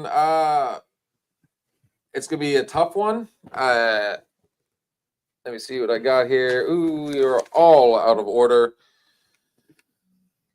Chargers are favored 2.5, 43.5 point spread. I'll be honest, guys. I'm behind the Chargers this season. Yeah, Katie and I both took the Chargers this game. Well, I'd like to root for the Jaguars. I really hope that they're good. I like them for some reason. I have no connection to them or anything. Maybe it's their colors, that teal or whatever they are. Maybe that's what I like subconsciously or something. I'm rooting for them. I want them to be good, but just not in this game. I'm going San Diego. Yeah, same. The Jags have won games they probably shouldn't have, especially that one against the Chiefs. Holy what the fuck! I mean, they did add Jacoby Meyer, giving Trevor Lawrence another weapon, but what's his nuts is injured. Who's that fucking dude with the dreads? God damn. Oh, the kid from Colorado. Yeah, Travis Hunter. yeah. Hunter's out for the year. He's done. No, not Hunter. No, they have another dude. Oh, Thomas. Brian Thomas. Brian Thomas is out. Is he out? Because it says questionable on mine. I'm pretty sure from what I heard this week he's out. Before you fall again. He's out. It's game over for me. I don't think he plays. And Herbert's got too many weapons, and Vidal has proved very good in the absence of Omarion Hampton. Just as good. And Herbert, full control of the offense, better coach. I do hate that this is on the road, but I'm definitely taking the Chargers. Love it. And on that one, let's see. There it is. Michael was also taking the Chargers. That gives us pretty much a clean sweep. Especially defensively. Los Angeles Chargers.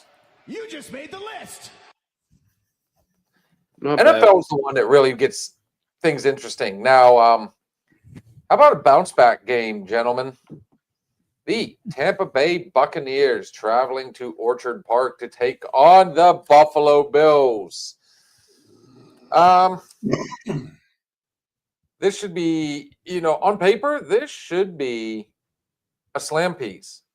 Buffalo's favored by 5.5, 48.5 points. For me, I'm not thinking about how angry the Bills are or bounce back or whatever. To me, the Tampa Bay does not play well outside and in northern places. They just don't for some reason. Say that. Yeah.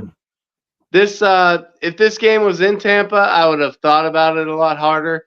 But being in Buffalo, I'm going the Bills. Bills Mafia. Katie and I both took Buffalo. There you go. No real notable injuries for Buffalo. When you got a healthy Buffalo team at home, as Bobby said, you got a team that's coming from that nice little warm climate. They're so used to this sunny palm trees and the women in bikinis. Now they got to go up there and get all bundled up. Orchard Park's a hard place to play. It really is, and especially with it getting colder right now, that's going to play a huge factor. Yeah, give me Buffalo in this one. With the NFL being possibly scripted, you go ahead and you blow that game on a minus 500. How many fucking idiots went out there last week and bet $500 to win 100? A shit ton. At least in a parlay piece, Bobby. At least. Minus 500 sat in a shit ton of fucking guys' parlays, including myself. And these 13, 14 fucking leggers, and the book's raked. And they're like, NFL's like, all right, you go ahead, you blow this one, we'll hand you Tampa. Tampa's banged up. Bucky Irving's questionable. They got Godwin back. I mean, you're looking at Khalil Shakir, questionable. Kincaid, questionable. Concussion protocol. If they want you to play, you're going to play. If you got to win the game, you got to win the game. They got to win the game because they're in the division with the Patriots. Patriots are going to win tonight. Buffalo has to win tonight. This is about selling tickets and making a lot more money than the books are. This is a Buffalo win. Baker's done a lot, but he can only do so much. Our boy Michael went ahead and picked the Buffalo as well. I think me and him right now are kind of. No, I took Washington. Okay, cool. There's the decider. But either way, Buffalo Bills. You just made the list. That's really no surprise. I mean, I'm pretty sure we picked Buffalo. A lot. Yeah. At this point, it's kind of like the Eagles. It's really hard to bet against the Eagles. Last week too. I know, but this week. I'm liking this one coming up, but here's an interesting one, gentlemen. Dolphins. The Chicago Bears, no Bears, traveling to Minnesota to play in the Dome. They're taking on the Vikings. Personally, oh, man, this is where it's going to put it right back in there, I see. Guys, I've said it for the past 3 weeks. Caleb Williams, Rome Odunze, those two hooking up, it's crazy. Let's see what we got here. Minnesota is 3.5-point favorites. The over-under is 48.5. I'm not gonna lie, guys. You know, again, I'd never like putting this first, but I want this one on here because honestly, I think this is going to be a statement for Chicago in that particular division where they've got Green Bay, Minnesota, and Detroit. That's a tough division to be in. They're all fighting to stay in it, and it is a true dogfight amongst those guys right now. Yeah, Vikings are struggling now. They're 4-5. They got Carson Wentz on the IR. Jordan Mason is picking up for Aaron Jones again, if I'm not mistaken. Jones is back. The quarterback's J.J. McCarthy. So Justin Jefferson can't do it by himself. I like Swift. I like Odunze. I think this is going to be a good one, even though Rome Odunze is questionable, folks. I'm still taking Chicago in this one. Give me the dog. Well, your buddy went against you on this one. He took Minnesota. Yeah, well, I took Washington. Now, for Kat and I, we're both taking the Bears to go in there and beat the Vikings. Williams he's gonna have 3 touchdown passes. Whoa. 3 touchdown passes. Let's not put the cart before the horse there, buddy. 3 touchdown Let's breathe. 3 touchdown passes. Dude, oh my God. Thank God we don't let him. I mean, he gets to pick games. Thank God we don't let him go ahead and like put it on paper. Go ahead, Bobby. So the Chicago Bears have not really been relevant since 1985. Walter Payton, Refrigerator Perry, Jim McMahon, that team, and it's been a long time. And the Bears, Chicago, the entire state of Illinois is really hungry for this team to be good. I'm really impressed with the strides they've made this year. They don't have dominance in the Packers and Favre, Packers, Rodgers that have had a big shadow cast on this NFC North. So the Bears, I'm really impressed with them. I hope they keep building. They're not gonna win the Super Bowl this year, but they're going on the right path, and I like that team. And I think this is a statement win for them, right? An away game in the conference, they come out of there. What are they going to be? 7-3? Are they 6-3 now? Yeah. They come out 7-3. It's a statement that the Bears are here, and in future years they're going to be a team to reckon with. So I'm going Chicago Bears. The Bears. It's up to Travion Steve already on got this. 35 yards and 2 tutties. Wow. I'm kind of surprised Blue here is betting against his Michigan boy, JJ McCarthy. But then again, we've seen it. Caleb Williams sucked ass last year. Here it is this season. He's coming on strong. We might see good things from McCarthy, but not this season. That's for damn sure. Steve Quan, what are you going with, homie? Minnesota's the better team. I hate that JJ McCarthy looked good last week. The first few weeks he was in there looked like shit, and then he got hurt and he became reborn. I think they took time, and they're like, well, we're just going to get the ball to Justin Jefferson all game, Jordan Mason, and now we got Jones back. You got Addison out there get too. these guys in space. We're going to move the football. We're going to win football games and protect JJ McCarthy a little bit, and he's at least serviceable. He can get it to these playmakers. Caleb Williams, I can't get behind him until he becomes what we saw down there in USC. I'm not getting fucking behind him. I'm taking Minnesota, man. 6-3, and you still question the man. He is having a fucking. He's done a complete turnaround from last season. They always say the sophomore jinx. He is broken that barrier beyond dog shit to like semi dog shit. 13 touchdowns, 4 interceptions, 2,136. Stats say otherwise. He is 178 for 293. He is better than 60% average. Yeah. I'll take you on all night on that one, buddy. I'm not saying he is Hall of Fame yet, but I'm telling you, he's on the road. Caleb Williams on the road. Oh my God, no! He can't win outside of Soldier Field. You tell me that out of the 9 games, look at his road 6 record. of them were all at home. That those 3 were all away games. Let's see He's here. not good though. They won. See, the Bears won at Cincinnati. They lost at Baltimore. They won at Washington. Let's see here. How many losses were on the road, Steve-O? Let's see. Regular season right here. So 1.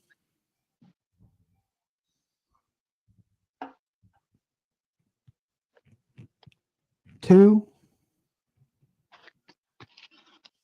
2 out of 3 were on the road. Interesting. Yeah, I'm not taking Caleb on the road. Hey, Bobby. Oh! Hey, we'll give it to him, though. So that makes him Steve Quan. He's going to wear that badge. Really? Yeah. Okay. Wait. Well, yeah, well, He don't. yeah. Either way. That was fun, guys. Houston Texans. Okay, you want to talk about a toilet bowl, guys. Houston Texans taking on the Tennessee Titans in Nashville. CJ Stroud is definitely out. Houston is 6.5-point favorites. Holy shit. 39.5 points. That's low. They have a different so I was just looking it up. Houston actually is over Nick Chubb. They've got another running back that is really starting to come on. And my phone is over there. It should be Joe Mixon. Remember, No. he hasn't played a single snap this year. Yeah, Mixon No. should be the starter. No, but they've got another guy they're going with, and I'm trying to remember the gentleman's name now. You got a 4-5 and a 1-8. I don't think that trend stops though. I think we're going to see a team go 5-5. Cam Ward, we just had that conversation about Caleb Williams. Cam Ward, dude. At some point, they finally have to say, okay, who's our backup? He has not produced. Pollard is not running the ball. This is one of the rare times I get to say this season. Texans is definitely the better team. Give me Houston on the road. Well, Who's their backup, Blue? for Houston, Yeah, you said Stroud was out. yeah, Stroud's out. Let me look here. Davis Mills. Yeah, Mills. Remember, and he ran one in last week. Plus 1,500, Bobby. I almost fucking took it. He fucking ran one on the pylon. All right, this game's horrible. I hope it's blacked out across the country and nobody is forced to watch this game. But I got to pick a winner. I'm going. I like Nico Collins. I hope the Steelers can get him in the offseason. That receiver, he's a nice player. I'm going Houston. Well, the Sansom house is divided. I took Houston, but the wife took Tennessee. I'd like to ask her why. I don't know. I don't know if she's on there or not. I have no reason to believe in Tennessee here, guys. 1-8, Katie. 1-8. Why the fuck are they going to win now? And their best defensive player is questionable at 4.5 sacks. And Davis Mills, he's playing for his future. I mean, and Pollard, Bobby, I disagree. He's very good. He is their offense. Respect the run game. You have Nico Collins out there. They have receivers. They have assets at tight end and receiver. They have who's the other receiver Houston has? Delk or Dell? Tank Dell. Yeah, he's little though. They just have. He's little, but he's fast as hell. Maybe they're putting CJ on the shelf for the rest of the year. Maybe the Texans can win out and actually get a wild card. That's not out of the question. So this still becomes a must-win game for them, for the coach. I have to take Houston here. Cat's 5.5. I won't touch a number. Cat's not available to come on, Blue. She's taking a moonlight beach walk with a surfer she met today. Yeah. Yeah, If you she's like actually, pina coladas. she actually probably did, from she's Tennessee. actually still at the fair, so maybe she found some fair guy. I don't know. And her surfer has a Tennessee jersey on. Sorry. All right. Kitty cat. Michael also took Houston. You're a dick. Oh shit, she's in the chat. Fuck. Uh-oh. Oh, She got Wi-Fi. her phone can reach from the beach.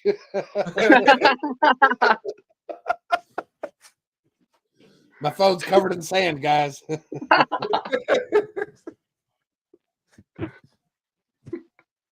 You poor bastard. It's going to be a cheese grater when you get back. Sorry. So, anyways, love you, kitty cat. Good to see you. Bob, you better hope she don't find you when she gets back. Oh, good. Here's another suck-ass game. Yep. The Carolina Panthers traveling to Atlanta to take on the struggling, just horrible Atlanta Falcons. So, another dome game, another away game. Yep. Let me find it here because the stuff he's got printed off. Rica Dordell is Oh yeah, that's that one. Yeah, okay. Yeah. Atlanta's actually favored in this one, 3.5, 42.5 points, gentlemen. Wait a minute. You are going to be sorry. I gotta tune back in. and Even say- me? Even me? So you got Bryce Young taking on Michael Penix Jr., who is not having a great season. 9 touchdowns, 3 interceptions. To Bryce Young, so surprisingly, has 11 touchdowns, but he has 17 interceptions.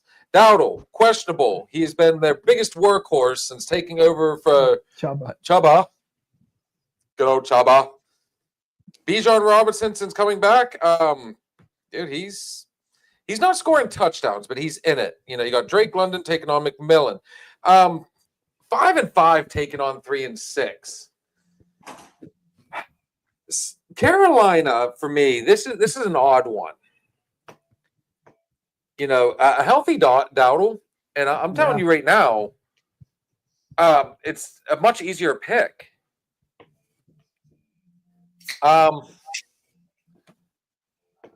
Steve, help me out here because this is one of those ones. I'm not gonna lie. Like, I mean, I've got a pick, but I'm on the fence. I can't make sense out of either of what these teams do week to week, man. Carolina or Atlanta. But we just saw Atlanta out there in Germany. Didn't look bad. I mean, you got Drake London, Kyle Pitts. Penix is starting to play like an NFL quarterback. Progressively, I'm young. And the defense didn't look bad. Atlanta's defense was swarming at times. They just could not stop one fucking Jonathan Taylor. I was saying, work with me. That's an incredible number. I was trying to figure out where you were going with that because that was against running backs. But Dowdle is not Jonathan Taylor. No. Jonathan Taylor won that game. Penix played well. Overseas, on the road, he's only getting better. The offense is getting better. I think Atlanta dominates here, and they make a bid for the playoffs. Well, the Sansom house was a house divided. Pat took Atlanta, but I'm going with the Carolina Panthers. Bobby, I'm going to go with your thoughts on this one. Michael was also going with Atlanta. So the offensive coordinator in Atlanta needed fired 2 weeks ago. Here's why. For some reason, I keep watching Atlanta Falcons football games. I don't know why I do or I see it. They have the best running back in the league in Bijan Robinson. And at least half, if not more, 50 to 60% of the time, they put Bijan out as a split.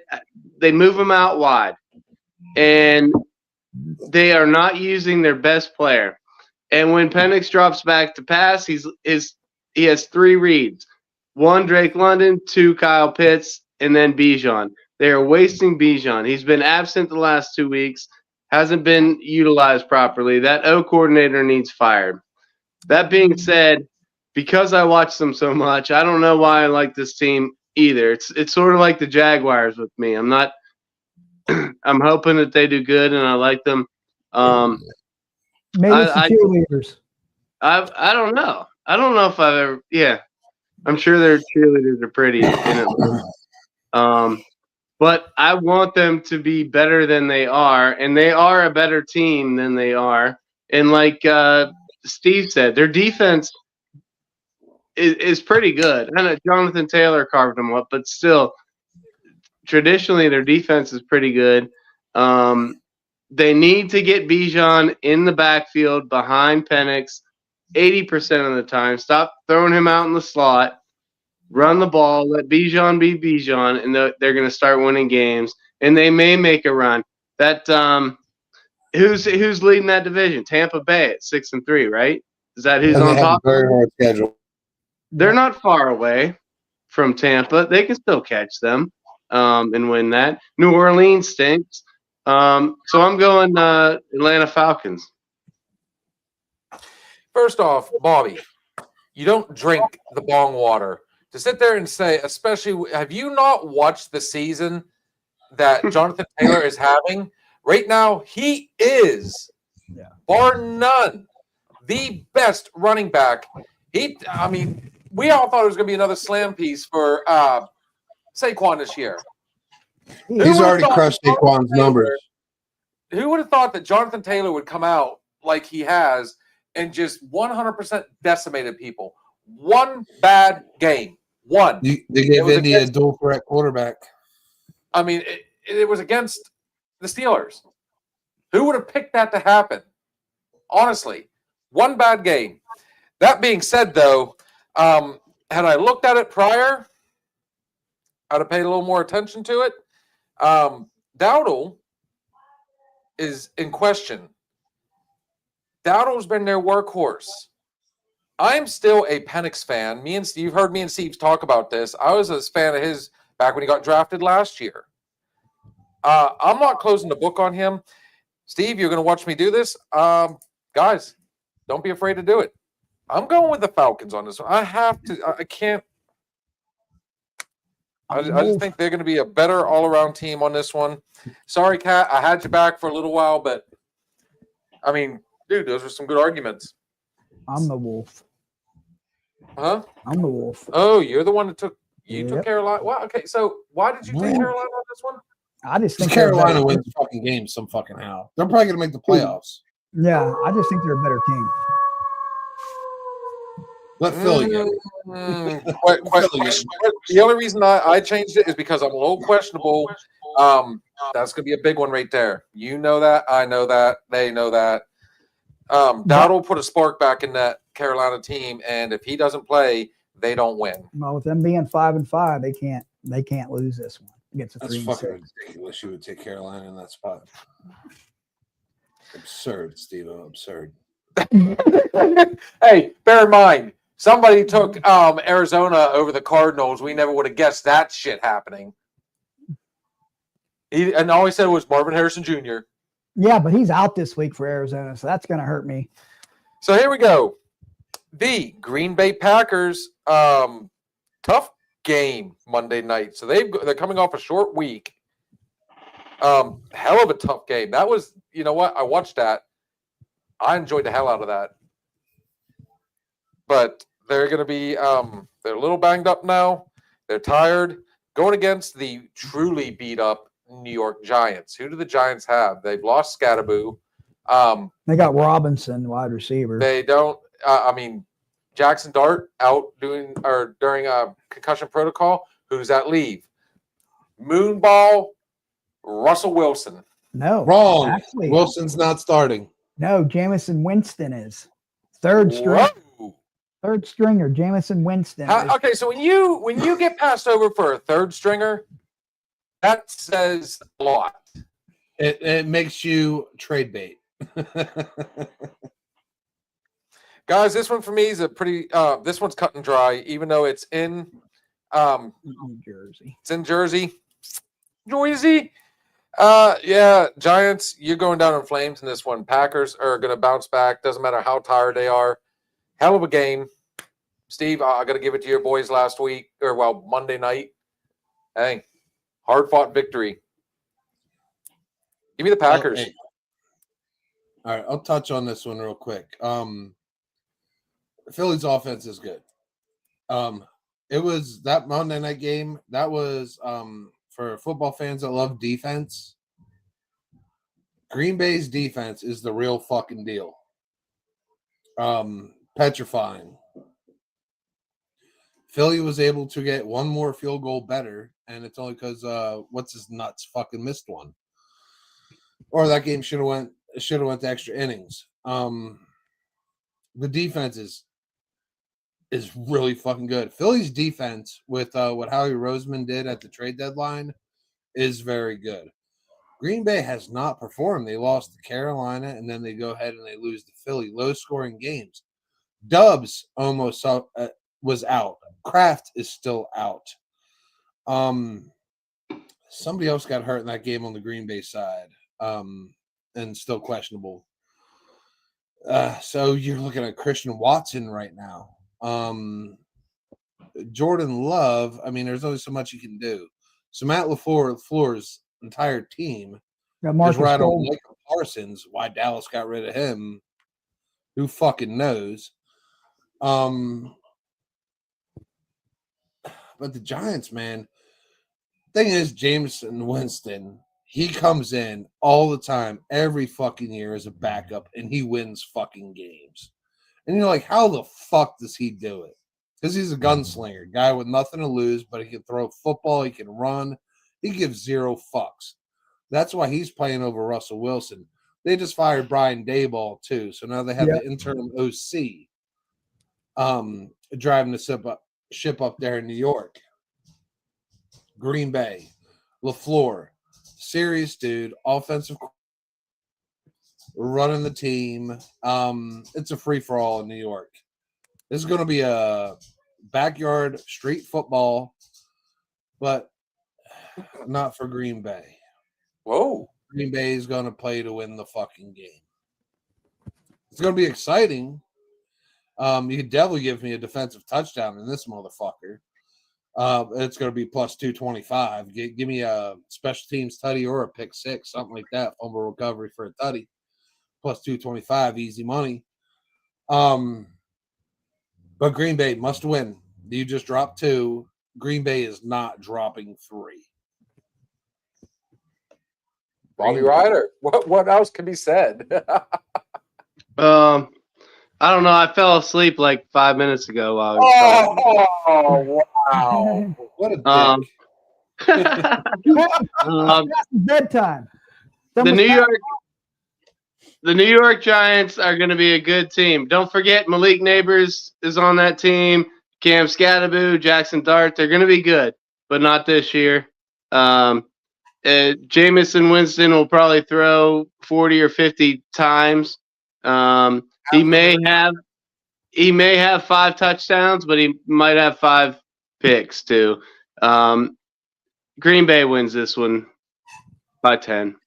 I'm going to tell you right now, be careful with that Scatteraboo. We don't know what's going to happen. He's going to want to play, but dude, that type of injury, that it's happened many times before. That's a career ender right there. So we're hoping for the best on Scatteraboo, but I guarantee he will not come back the same person.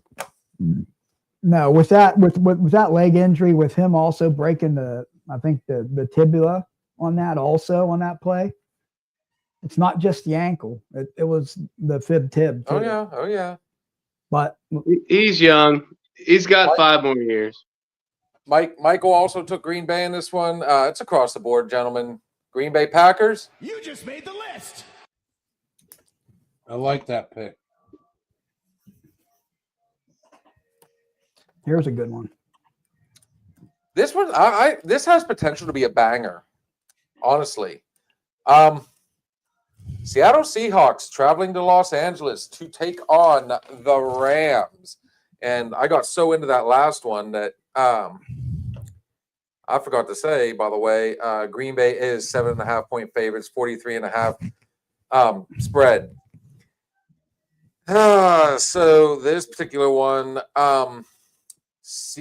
Rams are favored by 3.5. 48.5 points, gentlemen. This is a good one. Probably right now in the season, the best two teams in the NFC right now. Maybe not at the end of the year, but Detroit's not being Detroit yet.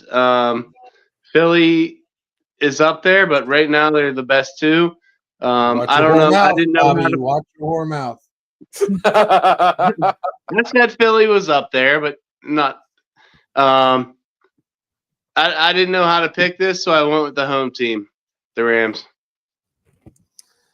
Well, so Seattle did make a decent trade, and they picked up Shaheed from the Saints. He was kind of their workhorse down there. That gives him, between Njigba, Shaheed, Darnold has people to throw to. That defense, again, not bad at all. Not quite the Legion of Boom that they used to be. They were showing signs of that, but this particular game, no, I think they're not going to be able to stop Puka. Puka has been an absolute monster this season. Give me Stafford's favorite target, Puka Nacua, for 2 tutties in this one. I'm going with the Rams, folks. Let's see. What you got, Steve Kwan? No Rams for me. Seattle does nothing wrong. You just saw last week, man. They annihilate early and often. They were up 21-0 in the first quarter. 2 defensive scores were their first fucking 14 points. So don't tell me there's no Legion of Boom. Their first 2 touchdowns last week were defensive and special teams touchdowns Against a beat-up Cardinals.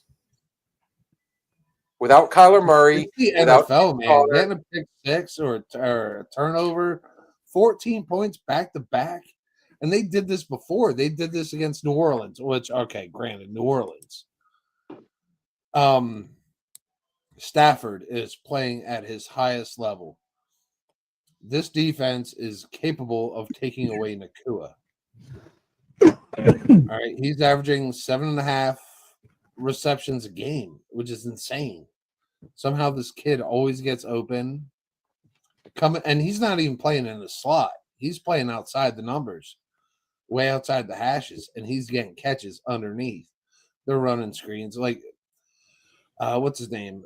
The coach out in LA, McVay. He's very creative with his eye candy and everything like that. He's a younger Andy Reid. But Seattle, man, and Jigba and gosh, damn Charbonnet, like you can't stop these guys. They're scary. They're sneaky scary. I have to take Seattle, man, until they start losing games. I hope this doesn't make the parlay, man, because the Rams could easily win. Kyron Williams is playing excellent as well. Blake Corum. It's not making the parlay. I also took Seattle. My wife took the Rams, and our challenger for Bill also took Seattle. So it's 3-3 with the 6 of us. I wouldn't exactly say that no one's been able to stop them, but should be entertaining to say the least. And that's at 4:00. So that's probably going to be the game of the week. I can't believe this football game's already at halftime. I know. It is flying.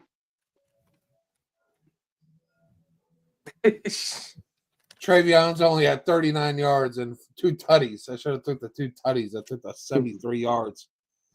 Ugh, He's halfway there. He's right where you need him to be. Yeah, He's they're on gonna run the pace ball for 8. down the stretch. It's on there, I guarantee it. Mm. So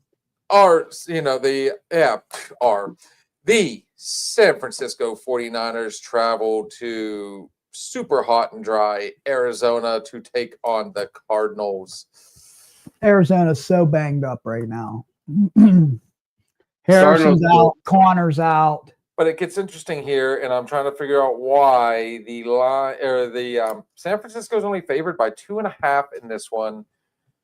49.5 points. Gentlemen, what don't I know for it to be that low? That's kind of impressive. I hate this number. I actually added Ricky Pearsall on my fantasy this week because he was still sitting there on the waiver wire. He's questionable. I think he's back. I think we get a healthy Ricky Pearsall this week. Arizona, man. No Harrison as well. No. And it's weird. Bill, to your point, 49.5 is a huge number, especially for the NFL. That's really high. That's not what I was talking about. 2.5 point. They're only a 2.5 point favorite. Right. So what I'm saying is, with all those points they think are going to be scored, they're thinking Jacoby Brissett's going to throw the ball all over the place and be better than he was against Seattle, to keep Arizona in pace, and force the Niners to match it. If the Niners control the game with McCaffrey, it's not going to get that high of a point total. So I think that's where the numbers are. But and it's indoors. It's a track meet. We'll see. I'm going to go 49ers. No way I could consider. Last time I'm pretty sure any of us watched Arizona play was Monday night 2 weeks ago when they played Dallas. And again, Dallas, no defense, track meet. So now Arizona, in my eyes, no defense. They've thrown in the towel. That's what San Francisco needs. This falls right into San Francisco's lap. You have a team that's given up. It's a team that could technically still make it. And San Francisco was banged up early, and now their pieces are coming back together. Same old San Francisco story. They do this shit every fucking year for the last 2 years since they made the playoffs on that massive run. Get behind McCaffrey, go ahead with Purdy. Dude, the 2.5 is like, what the fuck, dude? Like, I'm That's exactly what I just said. Go ahead and 9.5 it, give it a field goal tutty, and just say, like, no chance. They still got Bosa. I mean, what am I missing here?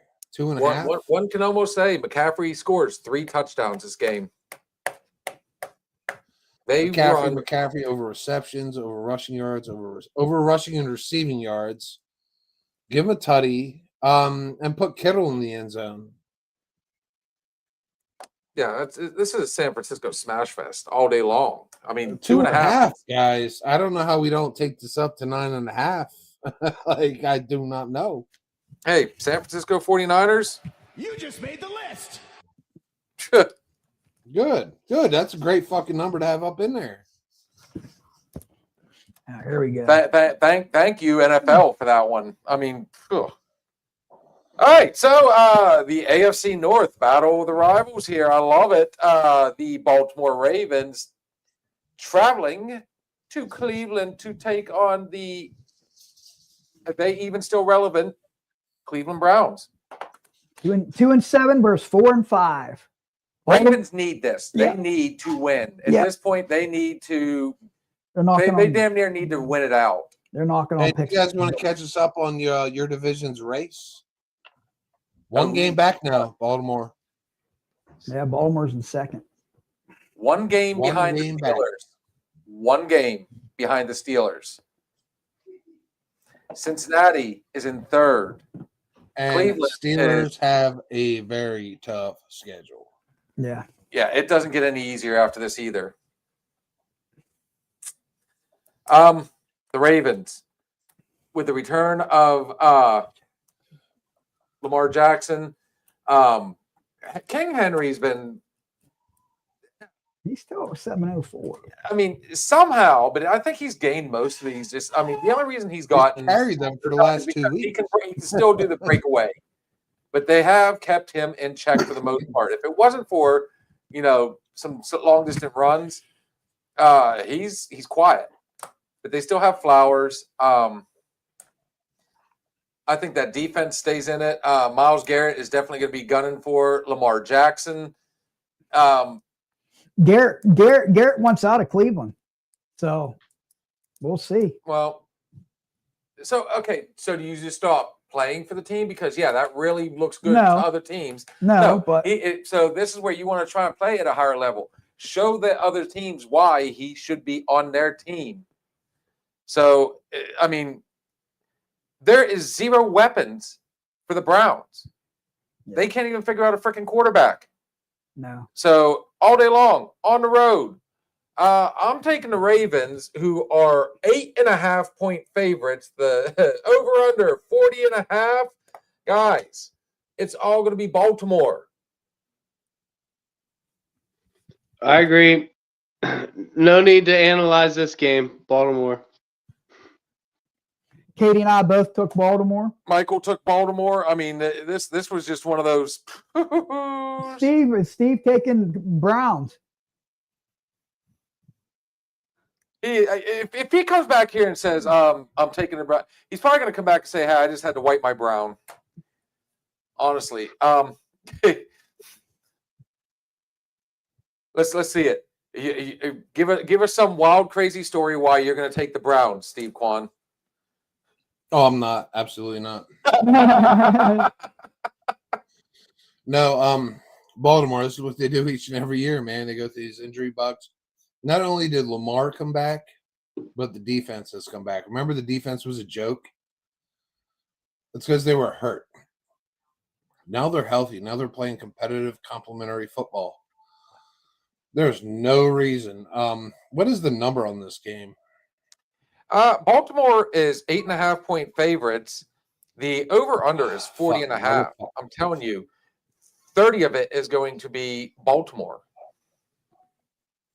8.5 is that's a spread trap right there. You're taking it outside of a touchdown and within a field goal and a tutty. Oh, that tells me Baltimore's going to fucking destroy them. Probably 20-something.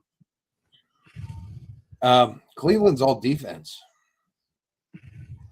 Cleveland's offense shows you nothing.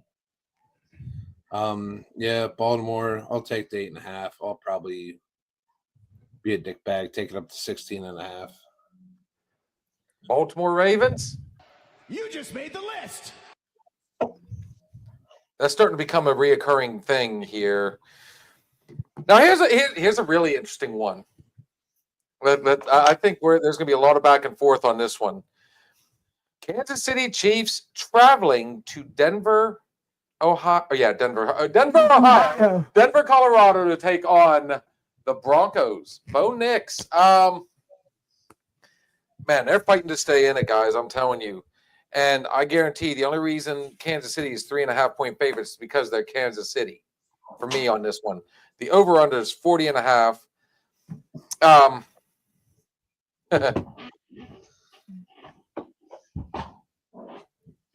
Mahomes has Pacheco, but he's questionable.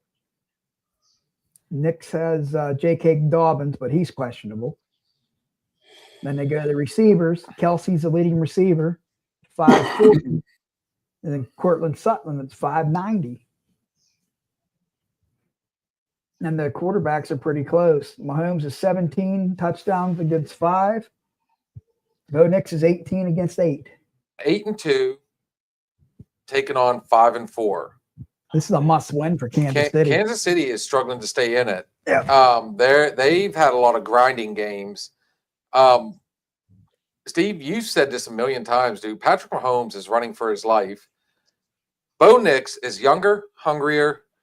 17 touchdowns, 5 interceptions for Mahomes, 18 touchdowns and 8 interceptions for Nix. Again, sophomore, still trying to get his legs under him. Has a hell of a team, though, right now. Guys, I'm not going to lie. I'm taking the dog in this one. Give me the Broncos. Are you fucking serious? Have you not done your research, my friend? I thought I just gave you some really compelling points. All right, I'm going to give you a compelling point right here. The Broncos have played the 28th least hardest fucking schedule in the NFL. They've played absolutely nobody. And they're in dogfights. Every week we watch the Broncos. They're barely winning. The Giants, the Eagles, who the fuck ever. They have the 28th weakest schedule. Now you're going against a fully functional Death Star in the fucking Chiefs that suddenly got fucking healthy. They got Worthy back. They got Rashee Rice back. They're getting Pacheco back this week. They have Hunt. I mean, they're fucking nasty. The Chiefs are really fucking good offensively and defensively. There is no way the Chiefs don't beat the shit out of the Broncos this week. Absolutely no fucking way. Look who the Broncos have beaten, and they have beaten nobody. They don't cover spreads, nothing. They've been blessed so far to have this record. They are frauds. Bobby Ryder. Sorry, life lesson for one of my kids there. No drinking and apologize. YouTubing, guys. I'm going Broncos. I don't like the Chiefs. I want them to lose, so I'm going Broncos. I hope the Broncos have all this year. They start so slow, and it's so frustrating. I'm hoping that they get pumped up. They play some Metallica in the locker room and get fired up and come out and play this game from the opening kickoff. So I'm going Broncos. I'm trying to figure out how he's thinking that, the Broncos have had it easy. They've taken on the Chargers. They've taken on the Eagles. I'm sitting here going back over their schedule. They have not had the easiest one. They do start slow, though. They need to fix that.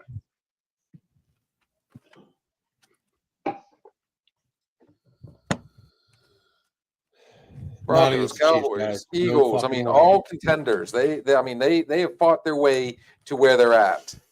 Well, Katie and I both took the Chiefs. And Michael also takes the Chiefs. Looks like me and you, Ryder, are riding this one alone. I like it. I don't mind, especially at home.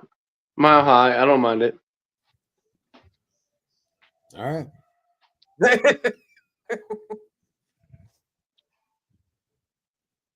We'll see come Sunday. All right, Steve, here you go. Sunday night. Yep. The Detroit Lions, with that freaking high-powered offense of theirs, going against the Eagles in Philadelphia. Eagles are still trying to get a grip. That's the problem. They're winning, but they're still not. It's hard to root against them. It really is. It's hard to bet against them for me. But man, how many? I mean, you can only knock at the devil's door so many times before he answers.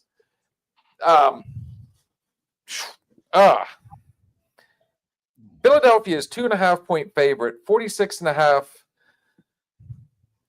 over under, gentlemen.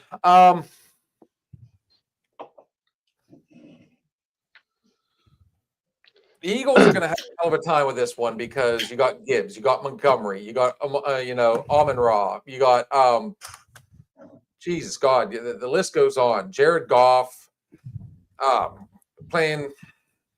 They're finally starting to play like they want it. The Eagles are still playing. They're still winning. They're by far not out of it. I still can't get behind your defense, brother. Did you just see what happened on Monday? We just held Green Bay to 7 fucking points.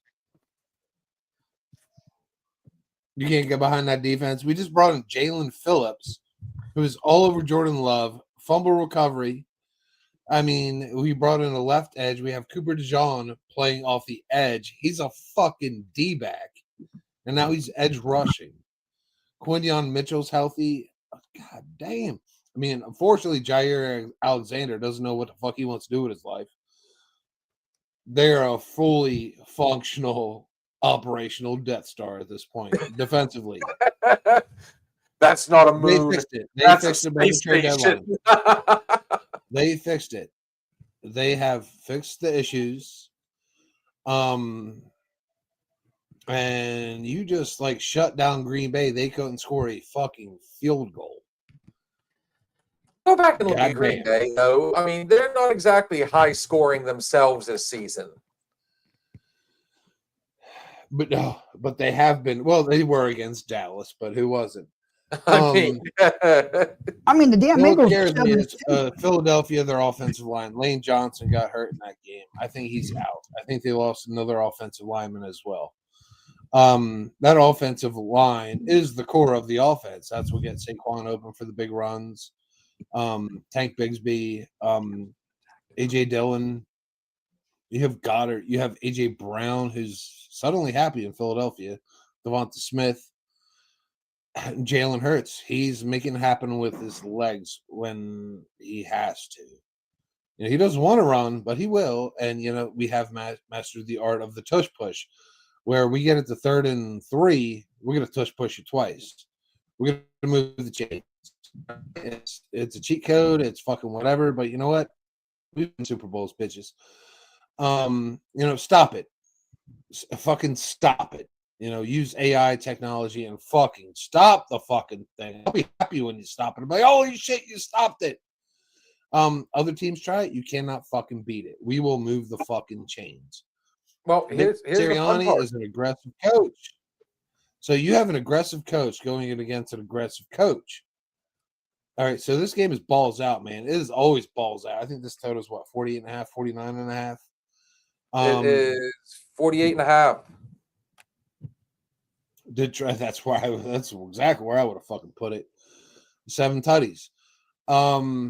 Gibbs is going to get his. Amon-Ra St. Brown is going to get his. Laporte is going to get his, but defense. Aiden Hutchinson, he's amazing.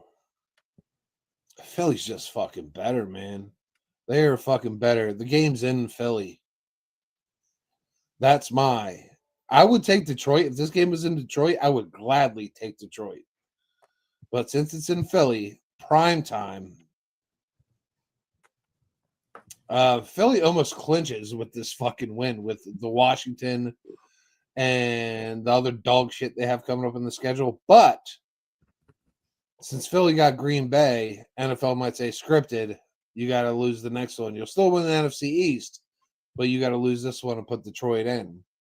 So if Philly loses, it's scripted. If the better team wins, it's Philly. I'm taking Philly. Well, the Sansom's house is divided. You Cat's mother. taking Who, Steve-O? Who?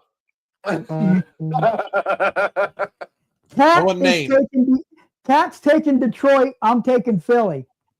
I knew we were better friends, Steve-O. Now, I mean, this one, I'm sorry. I think that the Lions are hungrier. Prove me wrong, buddy. Prove me wrong. But I'm taking Detroit in this one. Bobby, who's he taking?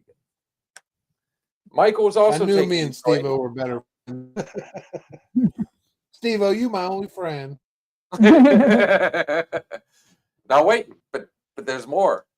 Bobby Ryder. Now, you joined the Bob ban list too. You want to be on the ban list?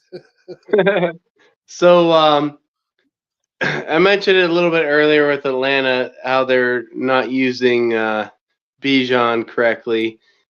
I don't know if Philly is using Saquon correctly, but the more I think about it, they're probably just giving him a little less beating to his body.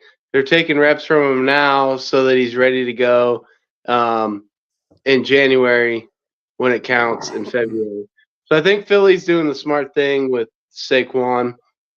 What it's causing, though, is that we're not seeing Philly whooping people 42-10 anymore. Or, we're not seeing that yet.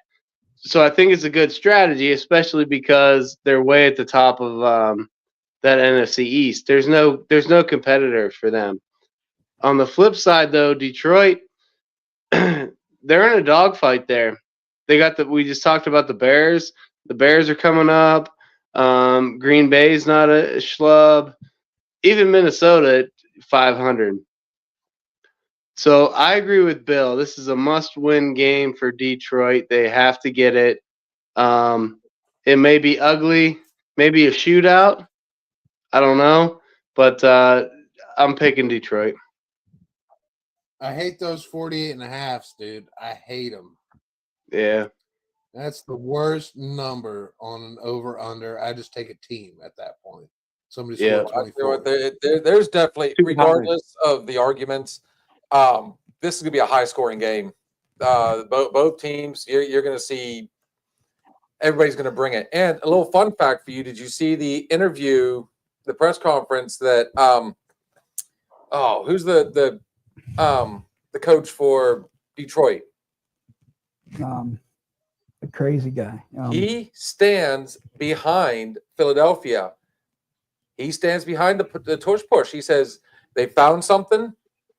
They've made it work. Now it's up to everybody else to stop it. Quit trying to get rid of it, because if we get rid of this and we'll have to get rid of that, and he says no. They got something that works. It's just up to us to find a way to stop it.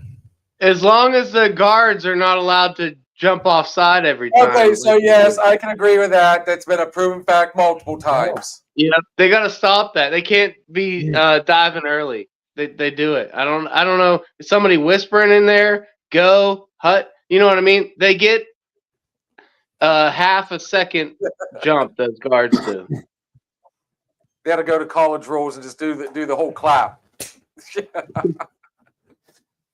That brings us to our Monday night game, folks. The Dallas Cowboys at 3-5-1, traveling to Vegas to take on the greatest quarterback in NFL history and an up-and-coming running back, the Las Vegas Raiders. Dallas is favored by 3.5 on the road, and here's where it gets really fun, gentlemen. 50.5 points. Over. Dallas going to kill that. Dallas's defense is the worst I've seen in a decade. It is terrible. And Dak Prescott has had to been Superman. Dak Prescott's numbers, I don't know what they are. They're probably outrageous. He's had to play against his own defense. When a quarterback plays against his own defense, that's a problem. That's a bad team. But the Raiders are pretty bad too. I'll take the over on this gladly, but I'm going Cowboys to win. Smashing over. Honestly, guys, when they're going against again, we've said this every week. Who does Vegas have? Who? Brock. The running back is not going to win the game for them the whole time. Gentry is a monster. I think he's got a bright future ahead of him should he stay healthy. Who do they got on the defense? They got Crosby. That's it. That defense, they had Khalil Mack for a little while, and it's just, guys, yeah. I think there's been one time we've actually pulled for the Raiders, and that was like 2-3 weeks ago. We actually had them on there. This is not one of those times you want to put the Raiders on there. I would say the under, only because, gentlemen, I feel like the Cowboys are going to go in there. They're going to run it more. You're going to see a lot of Williams running the ball. Yeah, he'll throw to CD. Yeah, he'll throw to Pickens. But that might be just to get a first down if they start to fall behind a little bit. I think they're going to grind it on the ground more. I'm going to take the under on this one, but I'm still taking the Cowboys. Yeah, Bob, his numbers, Prescott's numbers, 2,319 yards. He has 17 touchdowns, 6 picks, 228 for 329. So that's almost 60-some percent of his passes. Yeah, he's playing well. He has to. Genty's got 143 carries for 547. So he's averaging right around 4 yards a carry, give or take. Dude, Blue, imagine playing sports, basketball, any game, any sport, and you have to play not only against your opponent, but you have to play against your own teammates because they stink so bad. That's what Dak is doing. Yep. He goes out there every day and he's like, we have to score 1 billion points. No, Scotty, no. And the thing we have is, to score every time we have the fucking football. the thing is, Prescott's favorite target this year is Pickens. 49 catches, 764 yards. Well, that's right. Pickens hasn't been allowed to be the nuclear bomb that he is and complaining and a bad dude because he's getting thrown to all the time. Pickens loves it there. He's in heaven. Can you imagine with Roman Wilson starting to turn it on? Calvin Austin, had we kept George Pickens, you got DK on one side, Pickens on the other, and then you got the two squirrels in the middle. Dude. Yeah, but they need to get a quarterback. Aaron Rodgers, this is probably his last year. Why are the Patriots punting on 4th and 1? This is So that being said, Dallas Cowboys, I'm sure that's a lovely taste in Steve's mouth. You just made the list. Right. If we hit, that'll be the last game. Yeah. The sweat game. If that's the last game on the parlay, we'll all be together on Monday night, and we're gonna sit there. We're gonna, number one, smash the over. So we got 12. That brings us to 1, 2, 3, 4, 5, 6, 7, 8, 9, 10, 11, 12. Steve-O, you want to run some numbers? 200 yards. All right, hey, Steve, did you write down the college ones? I got the college. We had 5 there. All right, so we got 7 here. We go Pittsburgh, Yeah. Pittsburgh Chargers, Buffalo, Green Bay, San Francisco, Baltimore, Dallas. By the way, It's not horrible. All right, hit the break, man, and I'll put it in. All right. You know what? This song just is so fitting that, you see us arguing, going back and forth and having fun. There's always going to be that one villain. So what appropriate way to play, appropriate moment than this is Resist the Temptation, Villainize Me. Guys, we'll be right back.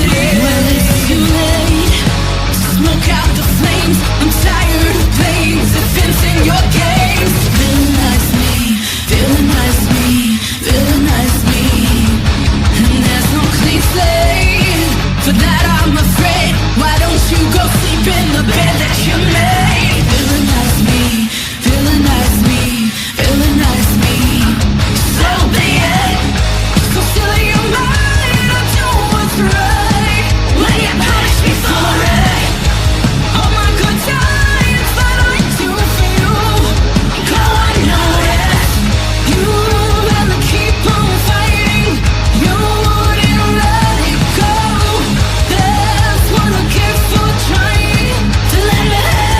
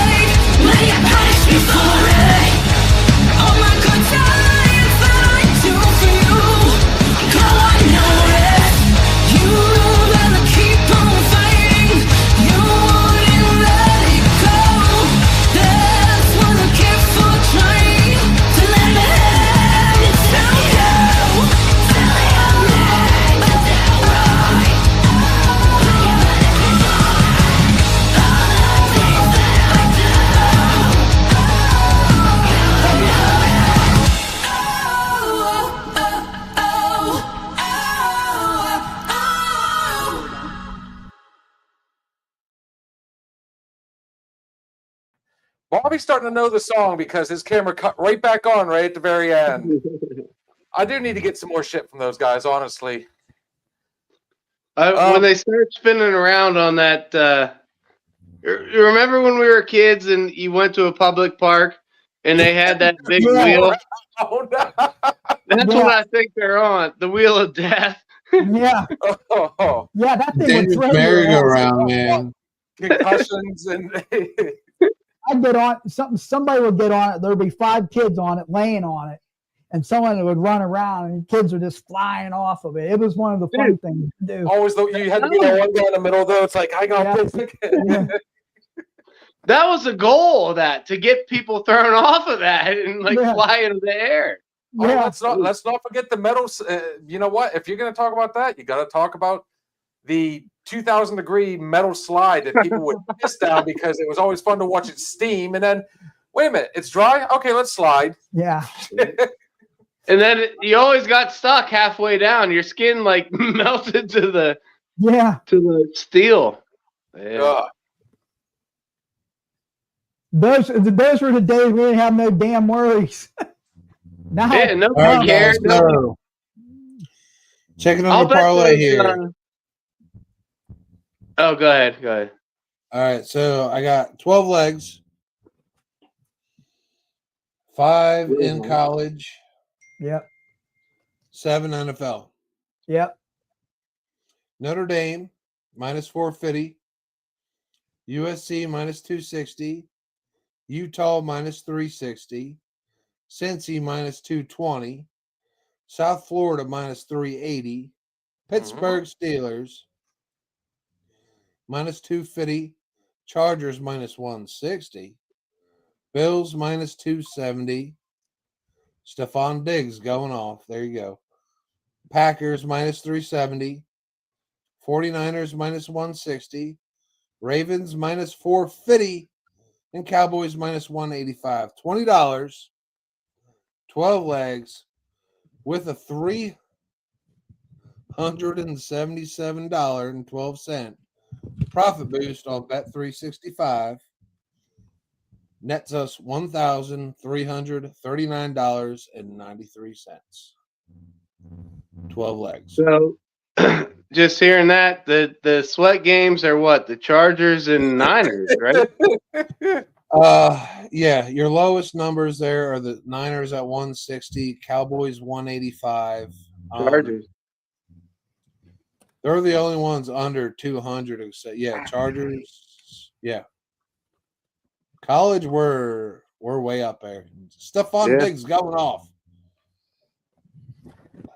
I mean, that's not. I mean, last week we were looking at about 1,000 apiece, but that's still not bad right there. You That's divide that by 4, it's still about three 300 and and some change. yeah. Doable. Looking good. Doable. Party at the bar. Should we hit, gentlemen? Well, I think, like I said, I'm going to take in some high school football tomorrow night. I'm going to travel up to the Trojan Land in Greenville to watch the Hickory and Sharon game. That game's going to be a real good game, I think. Both teams have athletes on each side of the ball. Love you too, sweetie. What'd she say there? She just checked into the hotel room with that dude? Up, No. Great Wi-Fi. She actually took to the hotel with a Highland cow. How about that? Travion's got 47 yards. God damn it. Feed him. You better start running the damn ball. He's got 3 touchdowns. Out of it to Diggs. It's the Diggs show. I'm not gonna lie, gentlemen. Let's I'm go starting to get- Patriots. 20 Three to 17. tutties. You know what, Steve? Just for the fun of it, throw it in there now. You know what? Put it on the Patriots. Just do it. Oh, minus 2,000. No. No, Scotty. No. Oh, good times, guys. Steve-O, 3 Bobby. tutties for Travion. I'm glad I picked them up. we say Drake May for over 1,000 yards this game, just for the fun of it. I don't know. Trevion Henderson got 3 TDs. He's the answer that they've been needing at running back.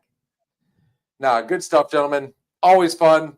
Steve-O, thank you for joining us. Bobby, always a pleasure. We need another night, gentlemen. Let there really be blood. I'll just make sure to hide the New Amsterdam, or at least get the vodka this time. Yeah, All right. I didn't even know they made gin.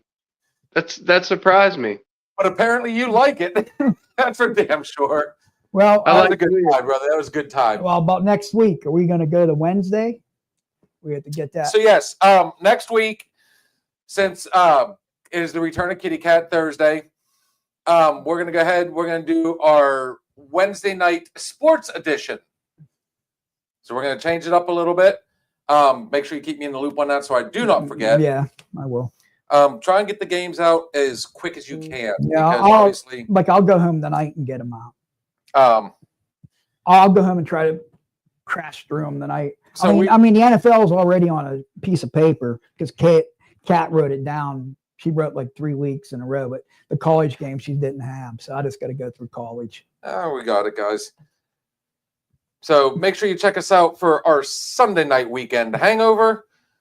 We have our Monday night bartender coming up. Our Wednesday night is going to be the sports night next week. Did you catch that, Steve-O? Yep. All right, cool. And of course, we'll have our Thirsty Thursday Thoughts and Shots Talk Edition. Looking forward to start talking to some basketball, guys. I'm actually trying to pay attention to some of the college stuff. NBA, I just cannot get behind anymore. I'll tell you I've tried. a team to watch. College basketball, Georgia Bulldogs. They have Dominic Wilkins' kid, and he is unbelievable. Is he better than Brawny? He is unbelievable. Bob, did you see the highlights of him yet? From Georgia? Yeah, He's Yeah. just like his papa. He's like the human highlight film number 2. he's a little bit smaller than Dominique was. Yeah, I think he was like 6'6", 6'7". But yeah, Yeah. Georgia. Yeah, because we all know that, 6'9", 6'8", 6'7", those are all short. Well, Arkansas. Now Arkansas, I am watching the Razorbacks. I Because you got there. family. You got family there, don't you? Also, they got one of the best guards in the nation. He's from Pennsylvania, Malik Thomas. He's averaging about 20 a game right now for Arkansas. Hey, I still stand behind my Pitt. I still stand behind my Tar Heels. Even So, though Pitt got waxed tonight, they lost to West Virginia 70-49. yeah, but the Mountaineers, when it comes to basketball, are a force to reckon with. And apparently somebody was taking off. What the hell was that? That was a Was that a jet that low? no. That was a car. Was Just it? went flying down the damn road. You didn't see the lights? No, I just heard a. So on that note, guys, thanks for popping in. Steve-O, you gonna be going live anytime soon? Yeah, working on some things, man. Working on some things. We gonna get some basketball up and going then soon, or is it gonna be some more talk? What do we got? Plug yourself. Yeah, plug yourself. We got all sorts of content, man. All sorts of content. Content creator galore. I love it, dude. Good stuff. Good stuff. So at the end of the day, again, thank you everybody. Good luck on your picks. Hopefully, we help you guys get up there. Steve, this is gonna be the week for you. Nah, maybe. See you, buddy. Everything we say on this show is just our opinion. But then again, Bobby Ryder, hit this one. Might just be the alcohol talking. Cheers. Later. You guys all have a good night. See ya. Thank you for stopping in and listening to the Another Shot podcast. We shared some drinks, stories, and laughs. But it's time to say goodnight. Join us next time on Another Shot podcast.